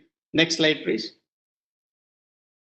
So we are into these expertise solutions, the harvested paddy, and parboiled paddy aging, and we are the first company to provide 100% the automation, control systems, visualization, data analytics, and as well as we are already worked in artificial intelligence, a division of the artificial neural network, a division of AI. Next, please. Yeah, next slide. Next slide. This present market approach. See, I want to give, this is a very important slide. We have listened to Mr. Srinivas, CFTRI principal scientist, as well as my ex-president, Mr. Lakshmi Narayan, about the fortification. And today we have to understand we are all the stakeholders. That means the rice millers, rice milling solution provider. We are APIT and many other companies are the rice milling solution providers, rice processing solution providers. We are responsible for what our consumers consume. And we are responsible for nutrition aspects, whatever the yield aspects. But today, that is somewhere missing. How it is? Today, the rice milling approach is very generic competitive selling. Yes, I have to do 200 crores, you have to do 300 crores, you have to do this. Sorry to say, yes, it's a business. But the market understands rice milling means just paddy to rice, but it's not like that. Consumer preferences today is completely influenced by the solution providers like us. Today, if what my infrastructure delivers, that we are influencing on the consumers. In turn, rice millers are influencing the consumers. Yes, definitely. I'm influencing my rice miller and rice miller is influencing his consumer, whatever the rice he will get. Really, consumers are not much aware of nutrition values inside the rice. This is the biggest gap in Indian rice industry. There is a big disconnect between the farmer, the processor, the trader, and the consumer. And presently, we are all selling the rice milling based on the glamour quotient. So there is a two dimensions for the any grind. One is a glamour quotient and one more is a nutrition quotient. But none of us, we are not providing a real, that means high intensified attention to nutritional properties. Because today consumer wants highly refractory index kind of a shiny rice. That is the biggest thing. We have a technology, we can empower every grain with highly nutritional rice. That is possible because rice is not a newly found commodity. It is one of the oldest and it is having a mythological, historical and all these things. It's more than 10,000, 5,000 years old commodity. But we have reached the stage our consumers blindly procuring GQ. Why? Because I told you the generic competitive selling in the rice milling has been increased. The people are not giving the importance. That means rice milling solution providers little bit. They are not educating the rice millers, and again rice millers, whatever they are getting end product, they are not properly analyzing what is my rice. Today you can see any rice bag, every rice bag is having a common, the Google copy paste nutritional facts. It's a big concern. Okay, so however, what paddy processing, we have Lakshman Narayan has spoken about the rice fortification. As a APIT, we provide aging as well as parboiling. This thing, parboiling is kind of a natural fortification. If you look at entire India or a coastal states, whichever connected to in India, so all those states uses parboiled rice more. And parboiling today the best natural fortified rice. So yes, up to you can see, if you see the rice process from paddy process after pre-cleaning as well as after parboiling up to dehusker. we will get a full kernel. So after we are adding few machines, the polishing machines and water jet polishing machines, we are completely debranding. Today, I request all the policymakers and this the panelists, we have to rethink about in this country, there is no degree of milling statutories. You have to clearly mention that any rice miller should go with this kind of a degree of milling. Unfortunately, rice miller cannot do it because as a rice milling machine manufacturer, I should restrict my polishing machines that yes, I have to retain out of 7%, I have to retain at least 3% of the brand. And again, the rice milling machinery manufacturer says that if I will not remove 3% of manufacturer brand, cooking results will not come. No, it's not like that. APIT has proven even if you retain 3%, the cooking results we can deliver. You don't want to remove the ultimate layer of the brand. It's unavailable. So we are creating, already we have successfully installed 56 projects and we have shown the rice miller, at least you can retain this. Again, brand is having a commercial value. That's not a thing. We are all the stakeholders for the creating the nutrition inside the rice. Next slide, please. See, consumers today, they are treating rice as a simple energy source. Along with rice, they will have the sambar, they will have XYZ, the other things. No, rice itself is having, it's not a just energy source. It is definitely having additional nutrition also, but we are failing to retain that. We are removing it, then we are adding. We want to add in future. That's what rice fortification. I'm not against the rice fortification because, but still we are removing it. Then we are adding the vitamins and micronutrients and where we are heading towards. But rice is naturally enriched nutrients. As far as maybe certain crucial micronutrients may be missed, but we can consume in a different form of a food. But the need of the hour is we have to educate the real customers regarding the nutrition. So before educating the customers, I request the rice miller should read about nutrition, and everyone should work towards enrich the grain, how we can reduce the brand removal percentage, how we can improve the cooking results. Next slide, please. See, APIT always offers nutrition preservation of paddy process, and it is really accepted, and you can check all 56 projects. So what is the difference between APIT rice in terms of micronutritional and other processing, this thing you will going to get. Okay, and we assured from our point of view or the new technology, we can prove that the nutrition can be preserved while it is processed in terms of aging as well as in terms of parboiling. Next process, sir. Sir, next slide, please. Yeah, see, now what exactly rice processor needs? Rice processor needs a specific degree of milling and specific degree of color and the cooking characteristics. So he don't require, rice miller don't require. This is exactly rice, the rice consumer, what he needs.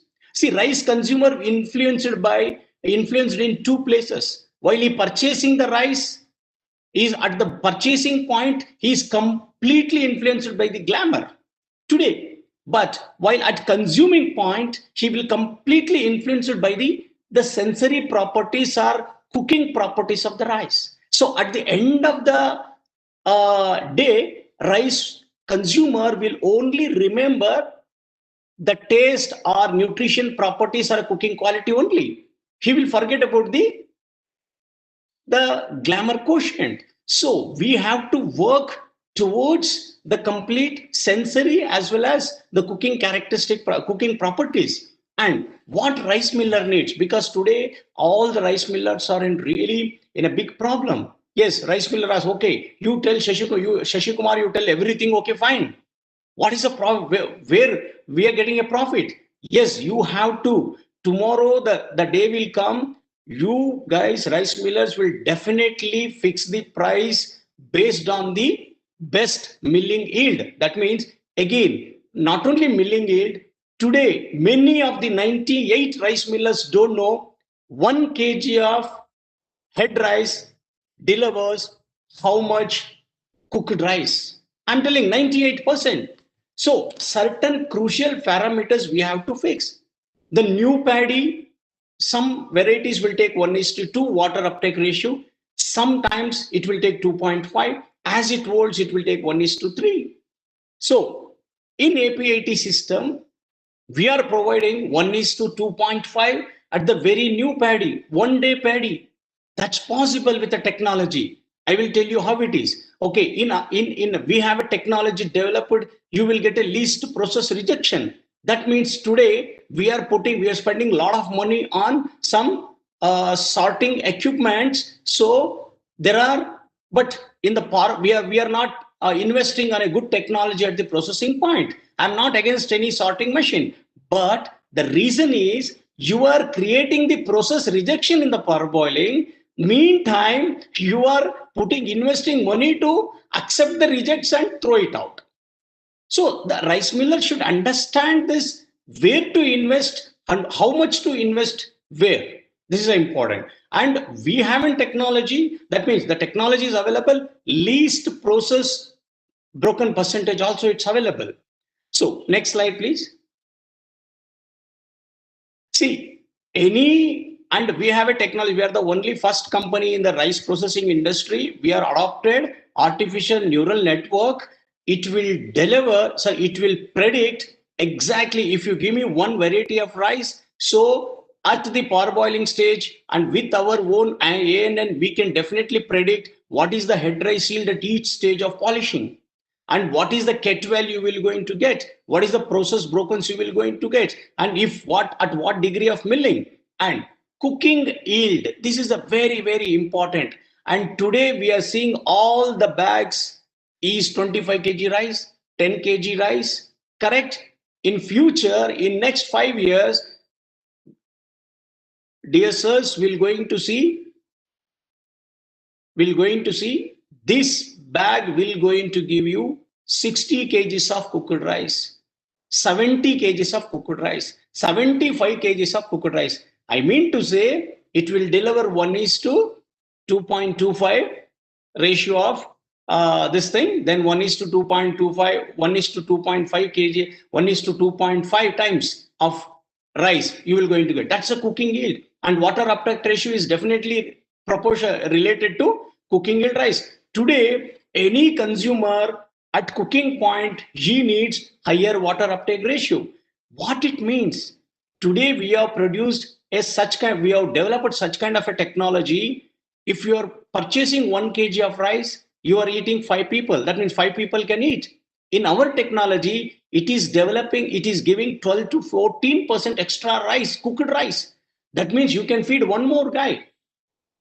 So we have a 6.5 billion population. 2050, we will be going to 10 billion. So this kind of technology, that's what I said, grain revolution. Today we are utilizing only 80% of the grain efficiency. We can definitely reach 98%. It's possible. How it is possible? Today, if you look at any parboiling or super aging process, we don't have control on raw material, water, and then air, as well as the steam, thermal, right? 98% of the rice mill don't have. But we have developed the technology. We have a complete control on process. How it is? On raw material, on steam, on air, and water. We have 4 parameters control, that is time, temperature, pressure, and the speed. Every point. That means we have a process control. That's how we can increase the efficiency. That's the need of the hour. So only 2 things we have to be very care at this time, and policy decision makers should really decide that you have to give more intensity to towards the paddy processing, especially aging, parboiling, all kind of things. And definitely you have to fix in this country degree of milling. how much bran one rice processor can remove. Why it is not done as in legislation? What is the reason? The reason is that if you remove less 2% bran, cooking results will not happen. But again, I'm telling, the technology has been all these, the CFTRI, IIFT, and many guys have done thousands of research paper by retaining the brand, how to increase the cooking results. It's possible, but as a rice milling solution provider, we are failing to adopt the research papers, and we are failing towards investing on the R&D. Those are all really our drawbacks. So today I read somewhere 80,000 projects entire engineering students will do in this country. Why can't you give at least 10% of projects towards increasing the nutrition in the rice? It's possible. And mechanical and in the entire thing, it's possible. Please, I request. And also this today, this industry is using highest energy, and we have proven that. I'm not appreciating my company. As a stakeholders of this industry, we can drastically reduce at least minimum 20 to 25% of the energy which is consuming industry today. It's quite possible. It will give a different dimension for the global warming, carbon footprint. It's possible. Next slide, please. I think it's over. So Okay, this sir, is what please my be brief, simple yeah. presentation. Okay. Thank you very much. And any questions, definitely you can reach us. And thank you very much. Thank you very much, Mr. Lakshmi Kumaran, for your excellent presentation and showing the Indian context. And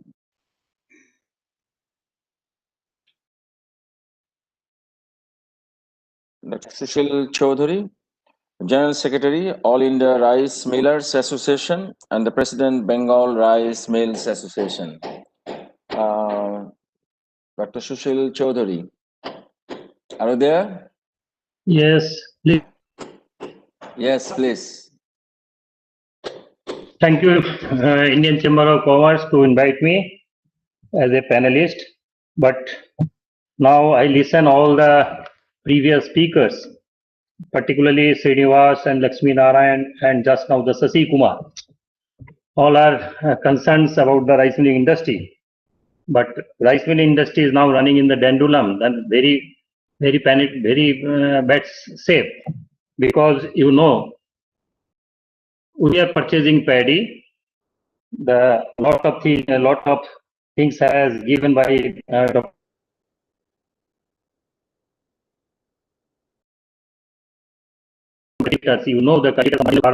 farmers are producing in our states, in all over the country. The country is now in the different type of paddy. Once if you go in North India, you will see there is the crop of basmati 1509. There is a lot of higher quality of varieties. The price is approximate 2,000 rupees. But as soon as come in the Northeast states, then you will see the price of paddy is prevailing of the new crop 1,200 to 1,300, and it is a moist condition. The paddy is now harvesting by the moisture content is above 25%. The government specification is 17%. So this huge quantity of paddy has to be purchased by the rice millers, and that has to be accepted by the rice millers by the political pressures. In this circumstance, the industry is running in the very serious situation. Dr. Srinivas has recently submitted a papers to the government of India about the OTR in all over the country, and there is a lot of disparity in the country ratio, and we have objected the parameters has been decided by the CFTRI Mysore. Recently, Professor Dotto, Vishwabharati also examined in our state the OTR system, and that has not been accepted by the government of India. So there is a lot of problems the rice milling industry is facing. The paddy, we are talking about the nutrition, fortification. Government of India is asking us to install the plant. We will purchase few of the units of nutrition. What is the nutrition fortification rice? Again, you have to install the one plant. The cost is about approximate 20 to 25 lakhs rupees.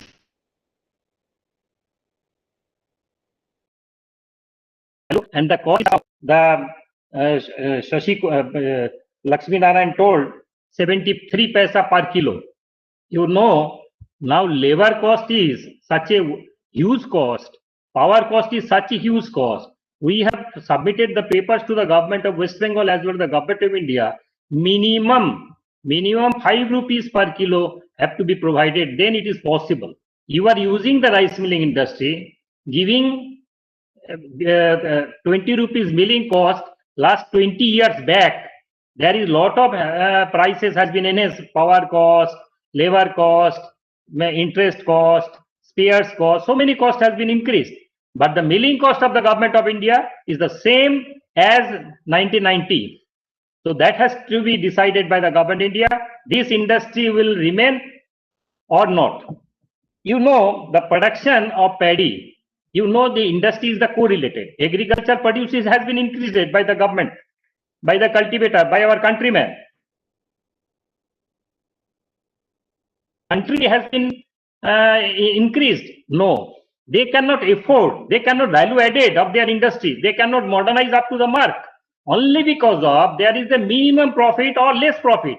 Millers are now facing acute bad debt of the banks, NPA of the bank.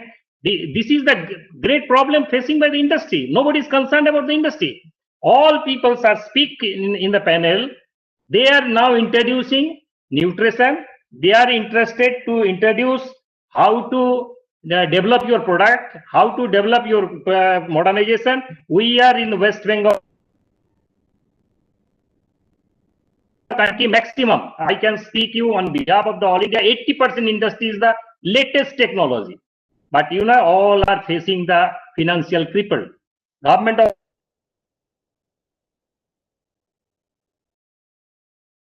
scheme few has been given by the government of India, thanks to the government of India. Recently, government of India agriculture policy has been changed. Thanks to the government of India, the agriculture APMC Act has been revised because it is a one type of extrusion of our industry.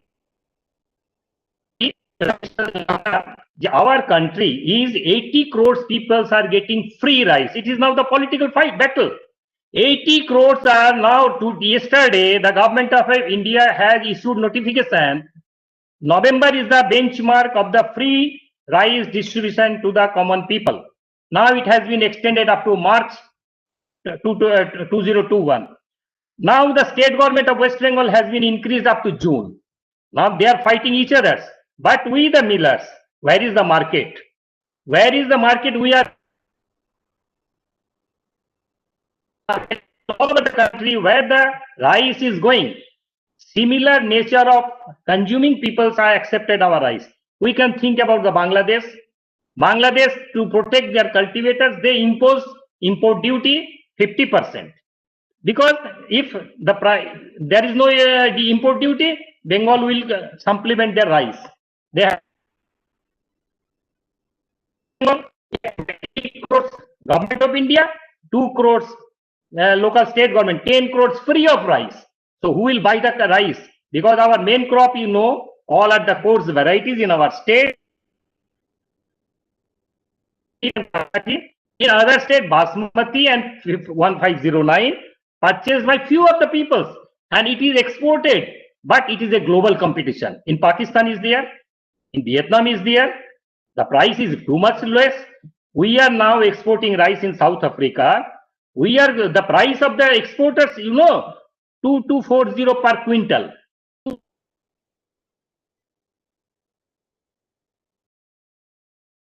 Today I have put the exporters 2240 price. Now you think what will be the cost of paddy? If how the cultivator will get the benefit? You kindly enlighten me. No exporter is purchasing. Is any exporters? If you are sitting behind, I can ask them. They will purchase 26 rupees per quintal. They will say no. Vietnam is less.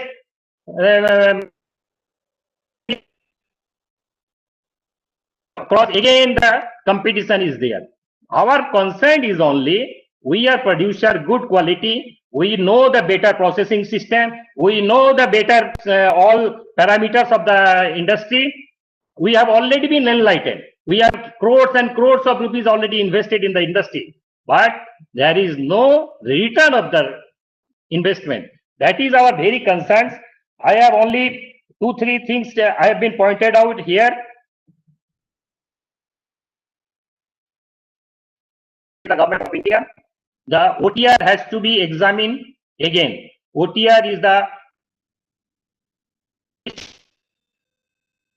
APRI is doing, but it is not judicious. Number one, because market force, marketable quality of paddy is available. You have to buy market quality of paddy from the marginal customer. Otherwise, there is a lot of political chaos in the local level, and nobody will take the responsibility. Entire responsibility lies on the rice milling industry. That is the main concern. Number two, fortification. We have concern. 1950, our tribal slavers, those are working in our factory, they are consuming what rice? They are purchasing less bran rice and marts of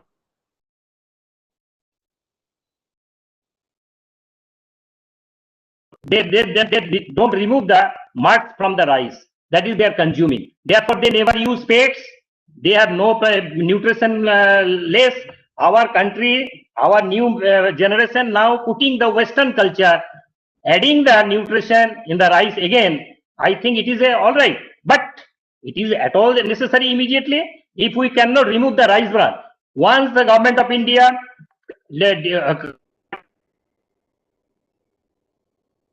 new technology introduced, we have removed the bran.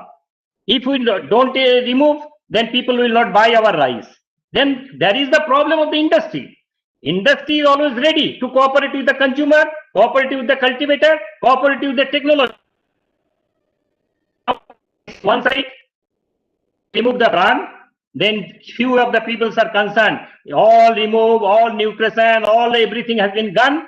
Rice mill is not technologically expert, and there is no knowledge.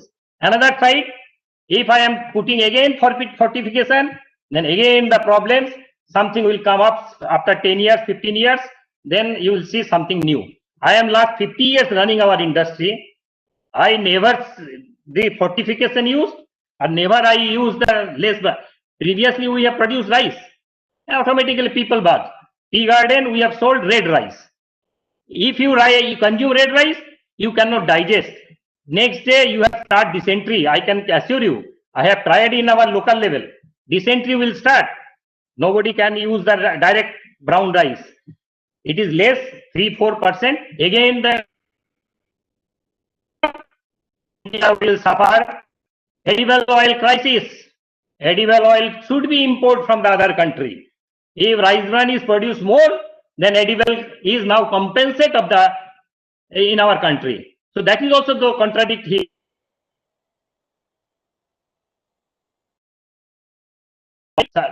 We are not getting the sufficient quantity of rice bran from the rice miller because the government policy cannot impose.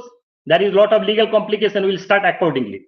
Now, government of India, I thanks to the government gave only one suggestion. Government of India should buy whichever is the quality rice required. Entire quality has to be purchased or take the decision. Entire rice we are ready to have. Cost. Which economic cost has been decided by the government of India? Everyone knows government of India, there is the economic cost has been issued for each year. We are all rice millers are ready to sell our entire quantity to government of India in economic cost. Government of India, if they needed fortified rice, we are ready to give it. The government is ready to less rice bran. We are ready to give it. We are giving to less broken. That is also we are ready to do that. And we can also the exporters in the economic cost. If they are interested, we are offering entire quantity they required for the exports. But the cost which they are exporting the rice, that has to be there. And last but not the least, in exports, my suggestion, I have made the Nitin Gadkari the cost of the inward cost up to the port, inward cost up to the port, because the exports is required rise through port, then inward cost, you know, the industry is situated far away from the port. So many industry is nearby, but maximum industry far away from the port. The cost of the transport has to be borne by the government as subsidy. If government is providing subsidy, then it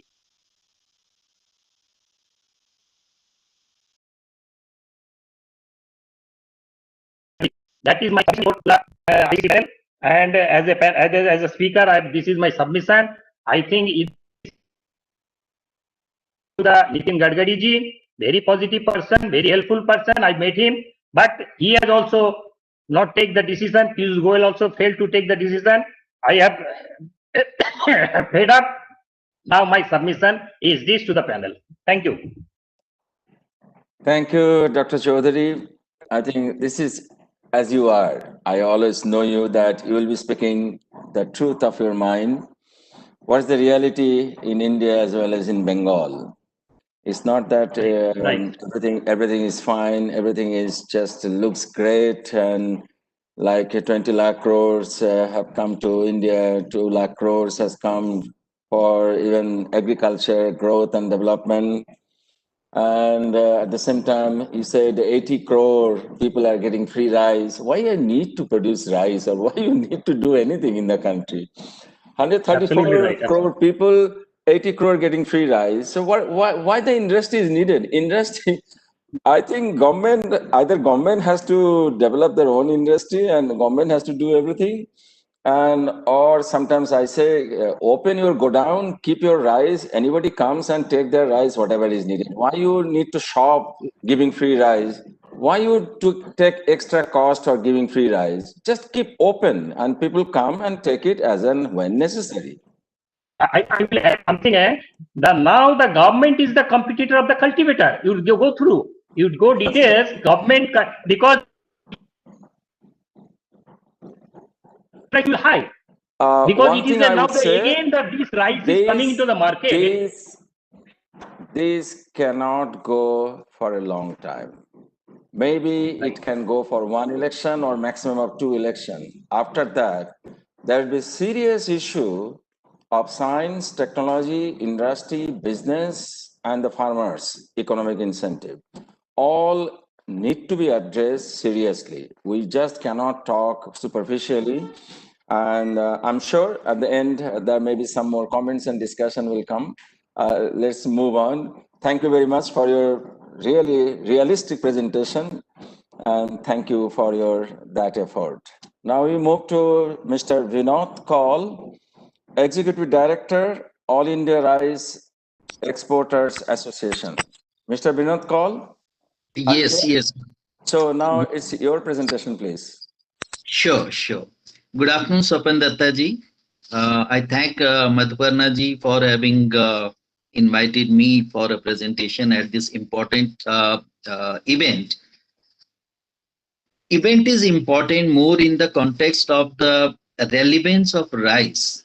And when I talk from the external trade perspective, because All India Rice Exporters Association is meant for promoting rice exports from the country. The second point of relevance of this event by ICC is because West Bengal is the #1 producer of rice in the country. It accounts for around 14 to 15% of the overall production of rice in the country. That is these 2 points do converge to give more relevance to the event that has been organized. Now, when I talk, I have listened very carefully to all eminent panelists whom I thank, and there were some important points made. And I'll try to, address from the external trade point of view whatever I can. But let me mention it to you when we talk about rice. It has 2 segments. One is basmati rice and other is non-basmati rice. Basmati is a geographical indication. Why I am pointing this out, because one of the eminent panelists earlier mentioned that promotion of basmati rice in other areas. But my only moot point here is that it is a recognized geographical indication, and it means that it grows. The qualities that are imparted to basmati rice are primarily because of the geography of the region in which it grows, and it grows in the northwestern part of the country, which is in the northern belt under the foothills of Himalayas. That is the importance of this commodity.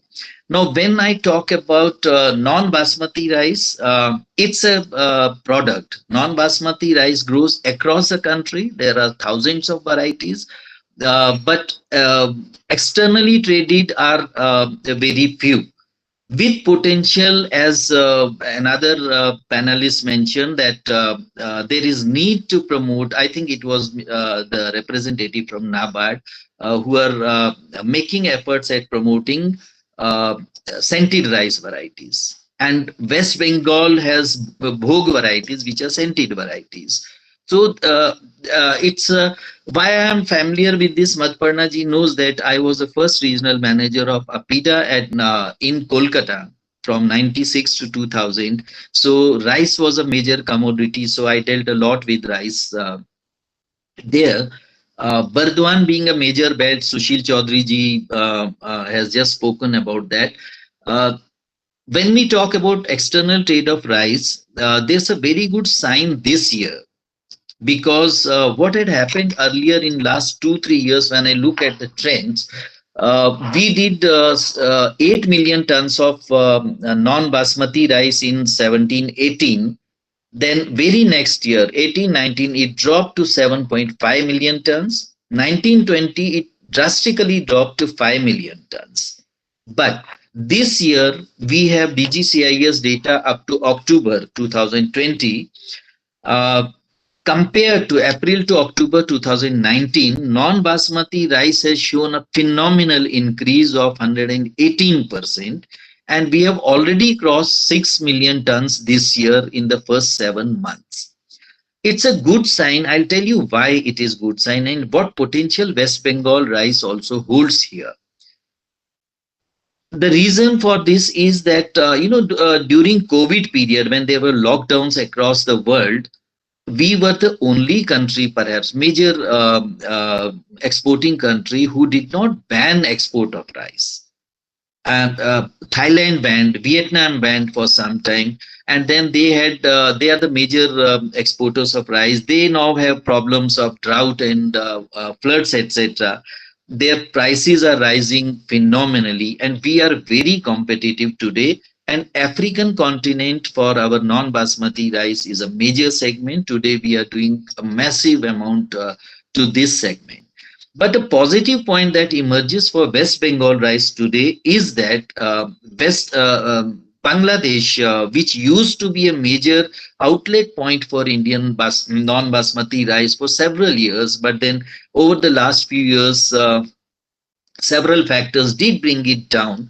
Number one was because Bangladesh, as a developing country, has also developed its rice production. They had good production. As every country has a right that when they have good production, they can curtail imports, and they increased duty on non-basmati rice to around 26%. But the news now is that this year they need a lot of rice, and they have already perhaps reduced the duty by 18%.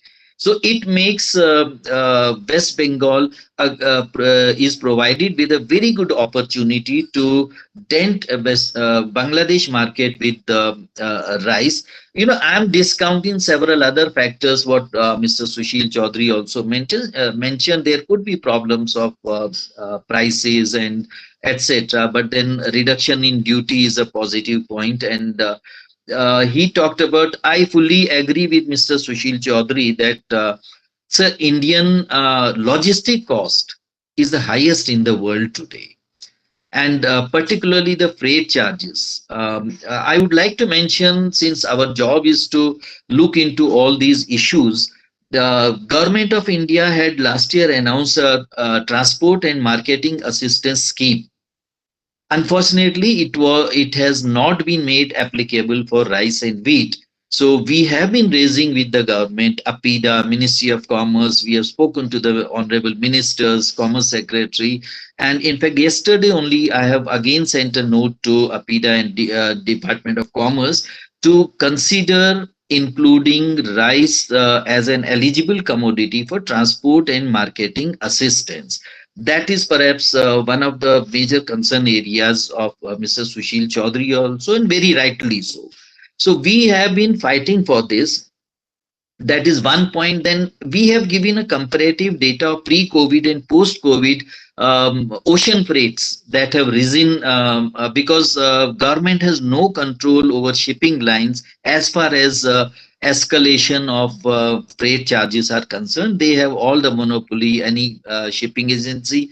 They have risen the freight costs phenomenally. In some areas, some segments of the world, it's 300 plus, somewhere it is 200 plus. We have brought it to the notice of the government, but yes, one of the concern areas there is because since there is less import from China, there is shortage of containers, and that is one of the factors that has gone into escalation of freight charges. But these are some of the issues which we regularly keep taking and raising with the government.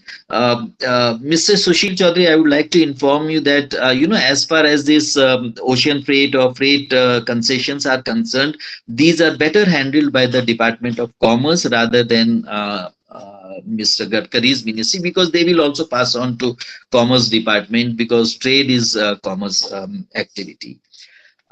Then we come to other factors. Let me also, this year, COVID has given us an opportunity. Our rice exports are rising, and I have, calculated that at the present trend that has gone in the first 7 months, we are heading for a phenomenal record export of rice. And non-basmati rice, we may touch a record of 10 million plus. Basmati also we are seeing, because last year, as I said, there was a drop to 5 million. This year we will be 10 million plus. Basmati, we have been doing around 4.5 kind of thing, but this year we anticipate it may also go to 5 million tons. Let me mention here why this checker trend did take place in non-basmati rice exports over the last 2-3 years. As I just mentioned, MEIS is a benefit, 5% benefit, which is given to various industries. Rice was denied this incentive, except for a very brief spell of November 18 to 25th March 2019. That is what gave a fillip, and through this incentive, and rice exports did rise. But the moment it was withdrawn, the trend became negative. But this year, because we have advantages over other competitors, our rice exports are rising. But one of the important points, which is very important for future rice exports, is that many countries, it is not only Europe today, Middle Eastern countries and some African countries have also started asking for sanitary testing for pesticide residues, heavy metals, aflatoxin, etc. We have to be careful about this, because though it is not still spread too much on non-basmati, but we are apprehending that in the coming years, this trend will also gain momentum, and we have to be very careful. One of the suggestions that I have, though I have been raising it at several fora, but I do not know how practically. It may be a wishful thinking, and it may be a cost-intensive thing, because in Basmati we have been grappling with this pesticide residue issues. What I keep suggesting is that, like in West Bengal, Burdwan is a major bowl of rice production. Can some exercise be done to do soil profiling and assess what are the kind of pesticides and other contaminants that are present in that area, and how do they compare with international requirements wherever they are. As I said, that currently not many countries are still insisting on non-basmati, but it could be a future trend. So if that soil profiling action can be taken, maybe universities, state agriculture universities in the state can do that, or ICR institutions can do. So that will help us to assess what is the level of residues that is there in the soil, and accordingly the spray of these plant protection products in the next season could be adjusted so that there are no unacceptable levels in the end product. So these are some of the points which I wanted to say. And one another point which came up during discussions was agri infrastructure fund. Yes, this is very important because as was mentioned by another panelist, that a large number, I think it was quoted, 90% plus farmers have are small timers. They have got small land holdings.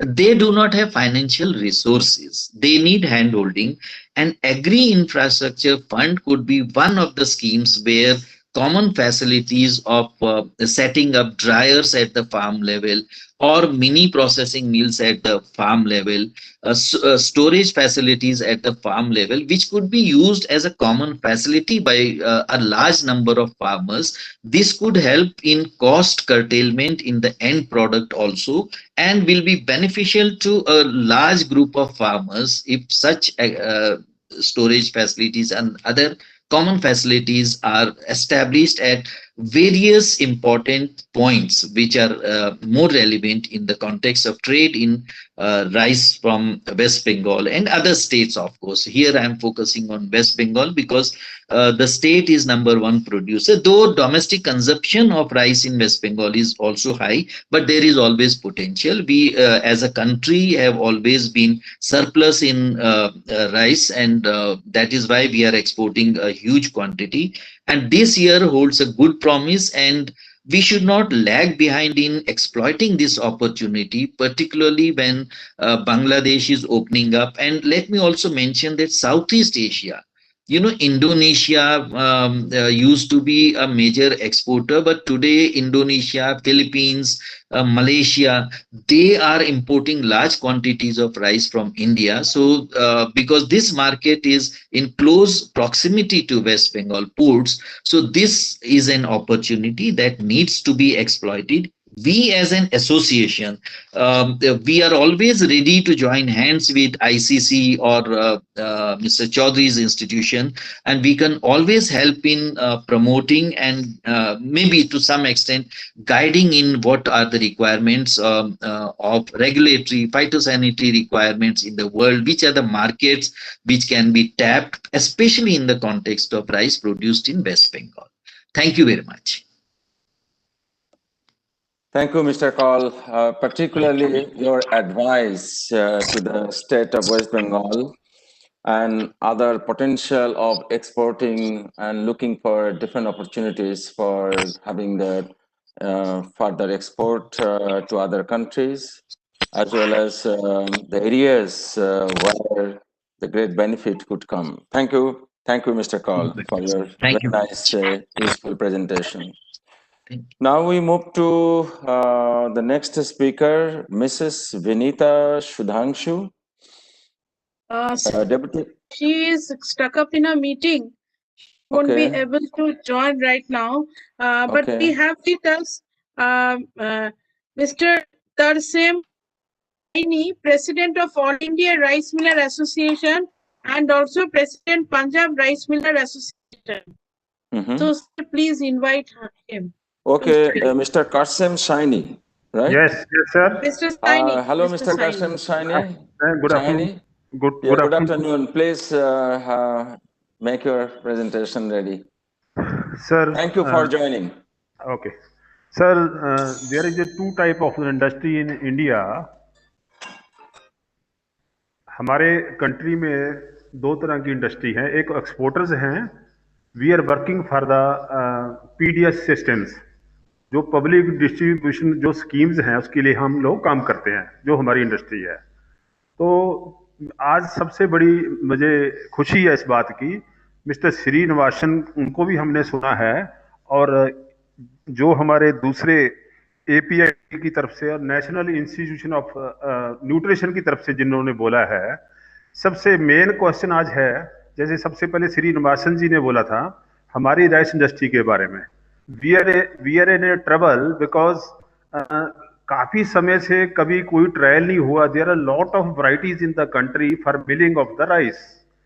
सो मैंने इसको थोड़ा सा, can I talk in Hindi? Hello,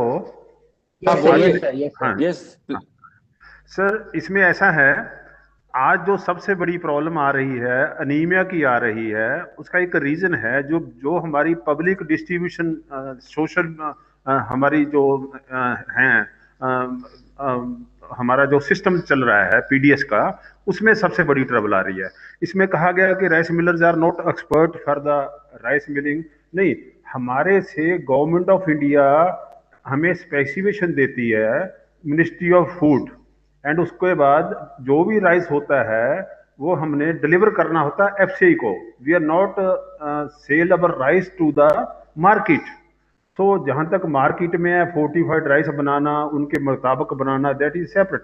but हो क्या रहा है, जो FCI में चावल दिया जा रहा है, जो हमारी public distribution scheme, welfare public distribution scheme में जा रहा है, उसमें हमारा पॉलिशिंग लेवल इतना लो हो चुका है भी हमारे मतलब मर्चेंटेबिलिटी ऑफ राइस, जैसे हमारे एपीआईटी की तरफ से भी कहा गया है, श्रीनिवासन जी ने भी कहा गया है, एफसीआई में कहीं भी डिग्री ऑफ मिलिंग को चेक करने के लिए कोई प्रोविजन नहीं है। हमारे इसमें parameter as per the BIS standard 10 parameters are there to deliver the rice in FCI for public welfare distribution schemes. So हम लोग गवर्नमेंट की पैडी को मिल करके जब देना होता है तो एफसीआई में डिग्री ऑफ मिलिंग चेक नहीं किया जा रहा है। That is why we are facing a lot of anaemia cases from the last 20 years because of these things. क्योंकि हमारा जो चावल लिया जाता है उसको देखा जाता है कि ये देखने में वाइट है, बट न्यूट्रिशन एस्पेक्ट को मतलब बिल्कुल इग्नोर किया गया है। इसके लिए मैं सबसे पहले ये कहना चाहूँगा, आपका धन्यवाद करना चाहूँगा जो हमारे होस्ट हैं, और मैं ये चाहूँगा कि कहीं ना कहीं गवर्नमेंट ऑफ इंडिया को सबसे बड़ी जरूरत क्या है कि जो वेलफेयर स्कीम्स के लिए चावल एफसीआई में लिया जा रहा है, इसके लिए गवर्नमेंट ऑफ इंडिया को लिखा जाए, in spite of doing a new fortified rice. मैं I have a certificate of the National Institute of Nutrition in my hand. They are cleared very much कि at the time of milling we are removing all the nutritions, maybe vitamins, minerals, all the vitamins, nutrients, and other vitamins are removed from the rice. But at present we are doing fortification of rice. अब हम इसको milling करने के बाद इन्हीं vitamins को हम फिर ऐड कर रहे हैं राइस में। So this is the tragedy of our country. We are saying कि आप इसको राइस जो मिल है, इसकी जो हमारी डिग्री ऑफ पॉलिश है वो हमारी उसके लिए एक पैरामीटर होना चाहिए। जैसे कि पहले एपीआईटी के जो नुमाइंदा बोल रहे थे उन्होंने भी कहा था कैट वैल्यूमीटर होना चाहिए। So in the case of FCI it is only one parameter, that is a DH parameter in the hello. Yes, we can listen to you. Yeah. In the case of FCI only, it is a DHC percentage. What there is a no international standard. Even then, in export rice, there is no standard of the DHC. There is a only standard of the whiteness. How many whiteness in rice? That is check by the check value meter, cat value meters. So, in spite of the DHC percentage, we have also look after, जहाँ हमें BIS को हमें देखना चाहिए कि हमें whiteness check machine लगानी चाहिए to extra remove of the rice bran from the rice. So आजकल क्या हो रहा है, we have a lot of money as part of rice bran. So every rice miller is also interested to remove the rice bran from the rice, as well as FCI also. They are looking after merchantability of rice. So there is a time to need the rethink about the rice. So जो हमारी degree of polish है उसको check किया जाए as per law, government of India law के मुताबिक 5% से ज्यादा हमने डिग्री ऑफ पॉलिश नहीं उतारना. बट क्या हो रहा है in field, there is a removal of rice bran is 7 to 9%. That is why we are in trouble. Every rice miller is expert regarding the quality, but we cannot do anything when the government of India made a specification accordingly degree of polish, the every problem of the our country is solved. I am sure मैंने काफी समय से fortification of rice की meeting attend की गई है, मेरा ये आंसर भी रहा है. मैं कह अभी लेटेस्ट हमारे जो मिनिस्ट्री फूड के सेक्रेटरी हैं मिस्टर पांडे जी, उन्होंने एक स्टडी कराया सर, पारवेल्ड राइस एंड जो फोर्टिफाइड राइस है it is equally 99% it is equal rice as per the nutrition value.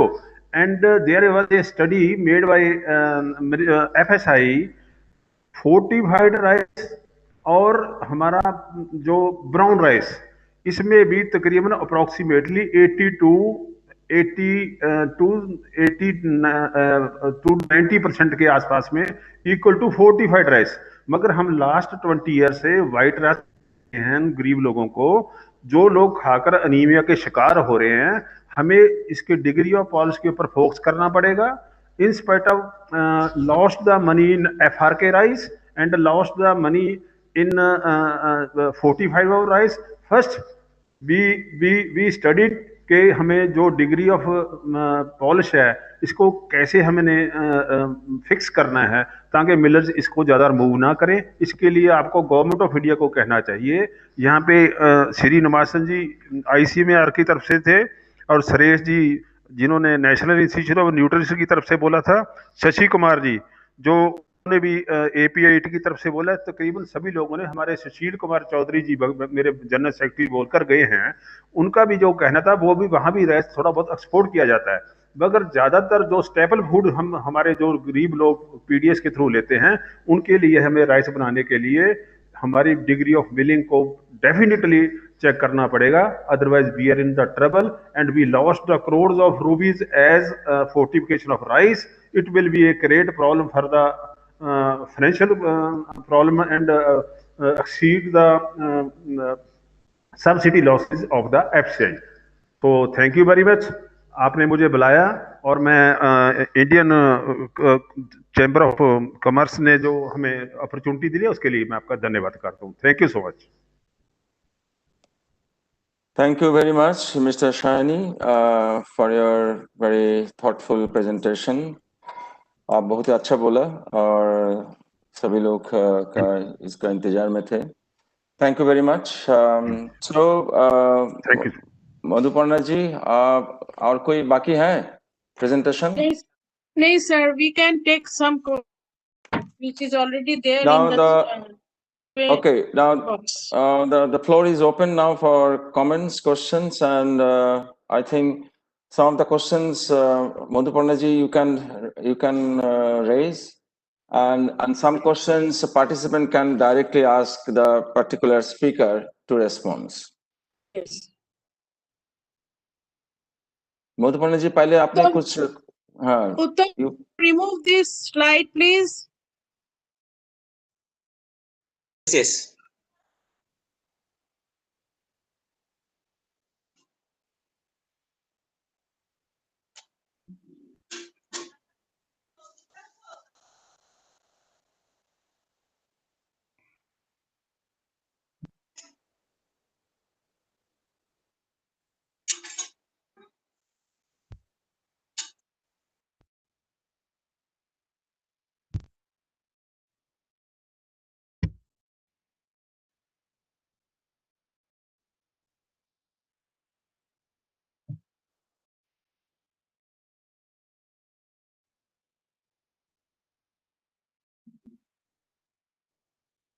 Hello.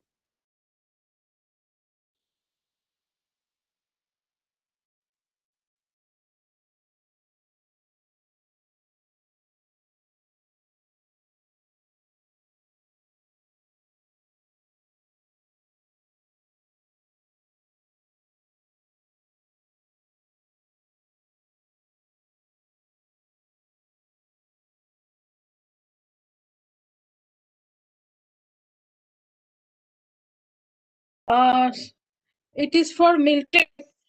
Some FPOs are asking any machine for small farmers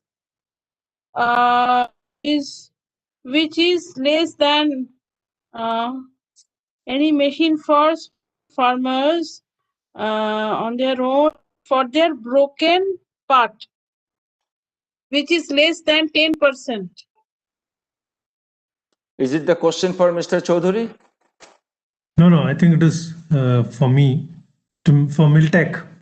Yes, this is for Miltech. Okay, thank you. So I didn't get the question clearly. I think what they're trying to say is that is there any small machine to segregate broken from head rice? Yes, yes. Less than 10%. Yeah. Less than 10%. So we have small graders which are 1 ton. We call that small length graders, which can be used to segregate broken from head rice in required quantity. So those are 1 ton graders. Also, if we have to remove the small tips, we have a machine called shifter, which is supplied in the CMR kind of mills for government milling, which does a removal of small tips. So as far as grading is concerned, we have small 1 ton graders which can do the removal of broken from head rice. Does that answer? Okay. Madam, could I just add a point here, madam? Sure.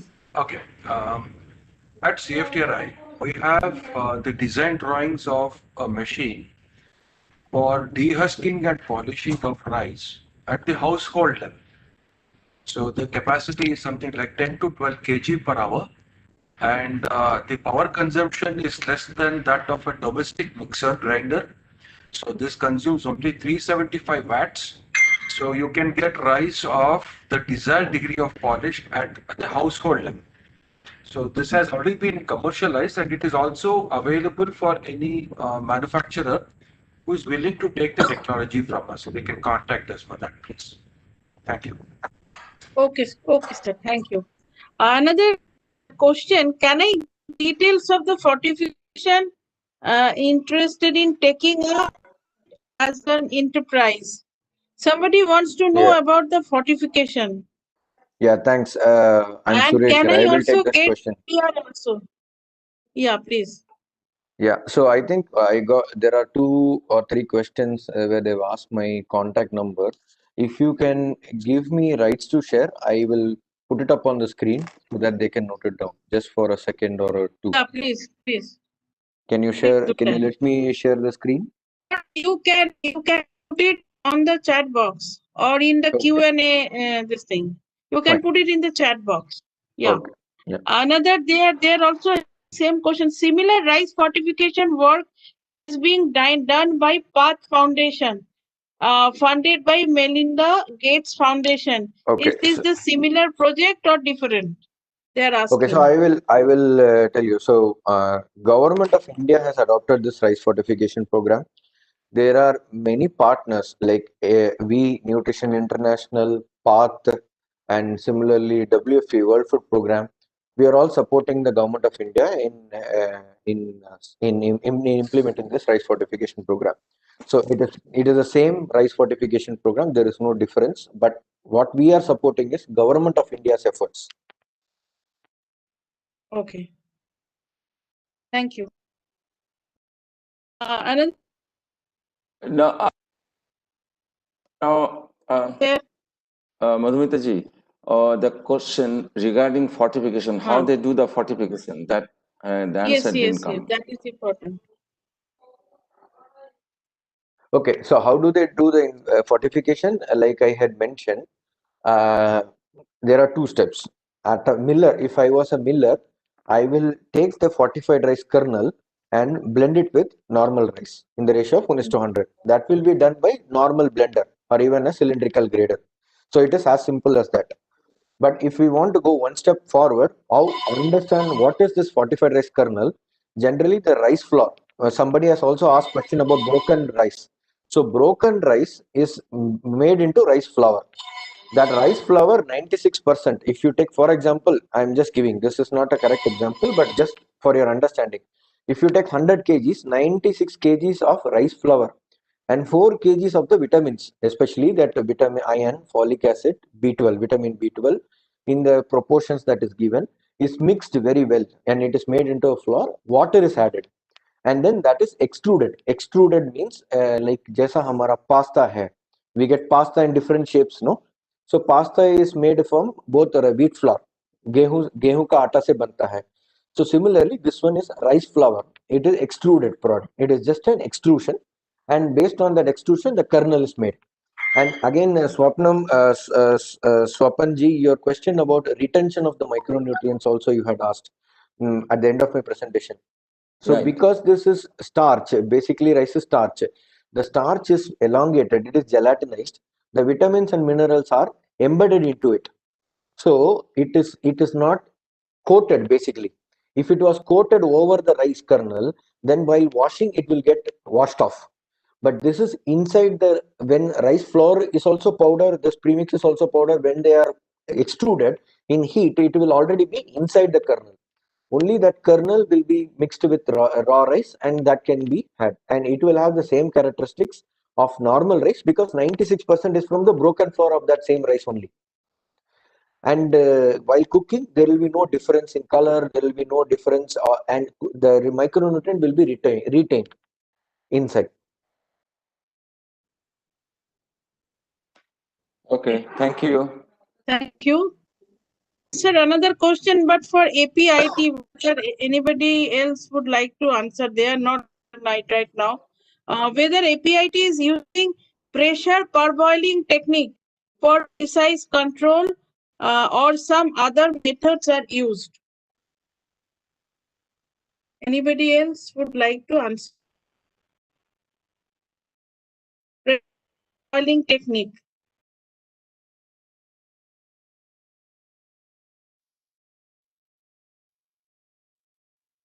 I think we will forward this question to them.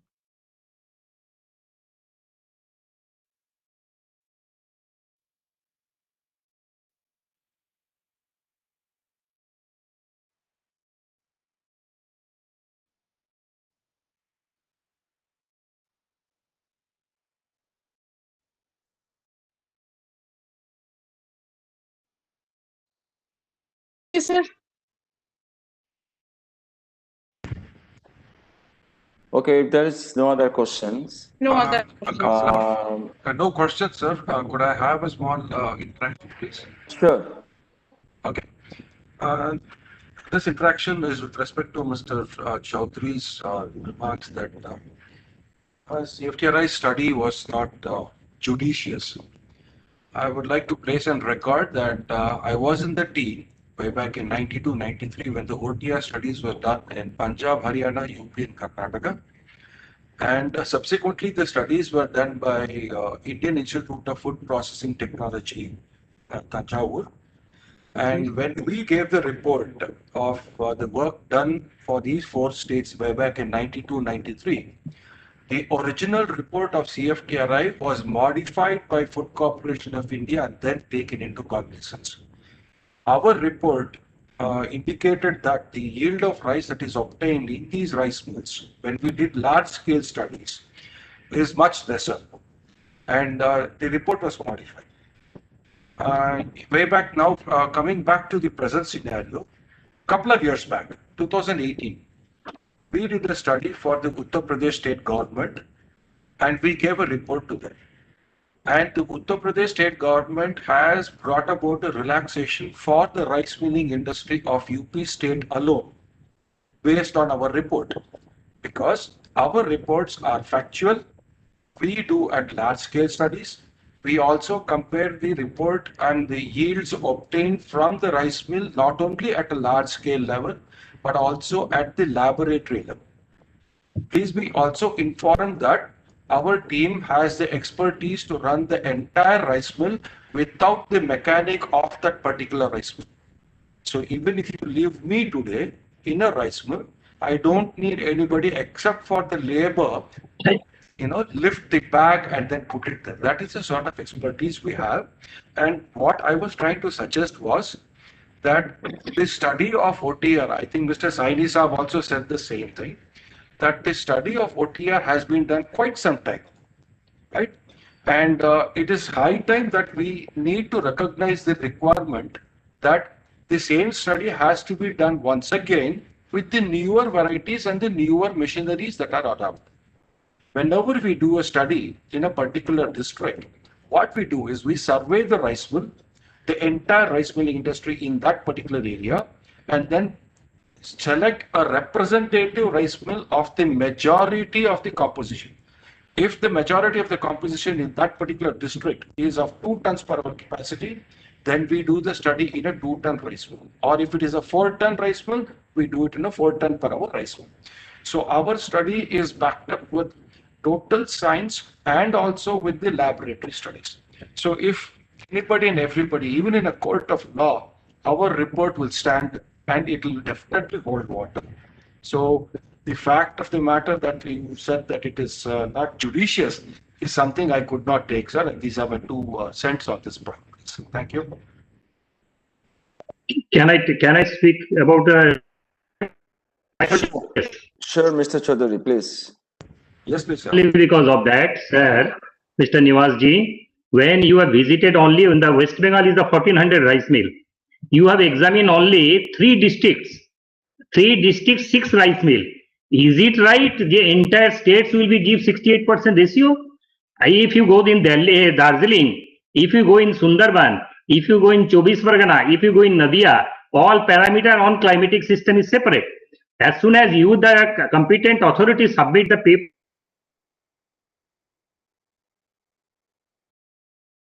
government accept this percentage of rice to based on 2-3 districts and the districts. In Bardhaman is the rice bowl of the country.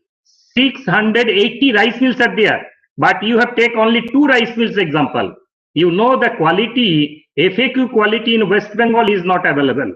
You are taking the FAQ quality. We are forced to purchase from the cultivators by the marketable quality. We are producing 63.4% Vishwabharati University by the planning department. They also examine all the rice mills. In the 100 rice mills they have examined, they have got the figure 62.3%. That means the Vishwabharati University is the myself, it is CFTRI done right. This is our question, it is not judicious. Mr. Chaudhary sir, I would like just to add here that CFTRA has never done an OTR study for the state of West Bengal. Please remember that. We have not done it. Maybe some other institute has that. As I told you, way back in 92-93, we did it for Punjab, Haryana, UP and Karnataka. And in 2018, we have done it for UP once again. We have never done any OTR study for the state of West Bengal. So it must have been some other institute, but not CFTRI. And CFTRI method is not just to take 2 rice mills out of the entire state, sir. Then I will check. I have the paper. Please do. Because I have been the member of all these projects. But I am not arguing. I will keep the paper. Definitely, sir. My paper will definitely. If you have the address, I will send you also copy. There is no problem. Sure. Please do. Thank you. Anyway, it's a good discussions. Any other comments or any points that any panelist or any other participants would like to raise? Seems that people are happy because it's almost lunch time. But Madhupandaji, any other? Sir, only one question to Dr. Srinivasan mentioned about home rice milling system designed at CFTRI. Sir, is it commercially available? Yes, madam, it is commercially available and it is also open for any manufacturer to take the design drawings from us. At present, I think only one company has taken the design drawings. If I'm not mistaken, it is OSAW Industries in Ambala Cantonment, Haryana. I think it is Oriental Scientific Apparatus Workshop. This is the only company which has taken the design drawings at this point of time. And the design drawings are available for anybody else who's willing to take it. And they could probably send me an email. I could give them the address where they could buy the machine directly for their own consumption. Thank you Mr. so much. Thanks so much. Mr. Srinivas, what is the tonnage you said? What is the capacity? 10 to 12 kg per hour with a half HP motor. One rubber roll sheller with the blower and cyclone separator for the husk and a single stage friction polisher. Single stage friction polisher. Okay. Yeah, that's right. 10 to 12 kg per hour. Okay. 10 to 12 kg per hour. That's right. Sir, Professor Yes. Datta, now over to you for some and close the session, sir. Okay, thank you, Madhupannaji. I think this is today, the entire session was very eye-catching, as well as a very thoughtful and very practical session from the rice milling point of view. From the beginning, it was raised that malnutrition is a serious problem in the country, and about 43% our children and young women are malnourished, particularly anemic and vitamin A deficiency, resulting the country's huge loss of human resource development. Now here comes the, in addition to standard milling sort of head rise recovery as well as milling process, the question raised now the different panelists that fortification and biofortification. Recently, Prime Minister announced several biofortified food crops for the country that is rich in iron, zinc, and other minerals. Particularly, yesterday's presentation from NRI, we know that they have developed a rice variety which contain 10+% protein, and which is a very remarkable breakthrough, which has been going on for several years because I was chairman of their RAC. That project was given the top priority, and now successfully they have come out. Now the question would remain the fortification versus biofortification. The fortification, definitely from industry point of view, it is quite useful as certain response came. The gelatinization of the starch could absorb the minerals and nutrients. So even after polishing and after water cleaning, the nutrition would remain in the rice endosperm, meaning that the consumers will get the nutrition that has been fortified, which one way it is quite attractive from the industry point of view. But the biofortification has the advantage.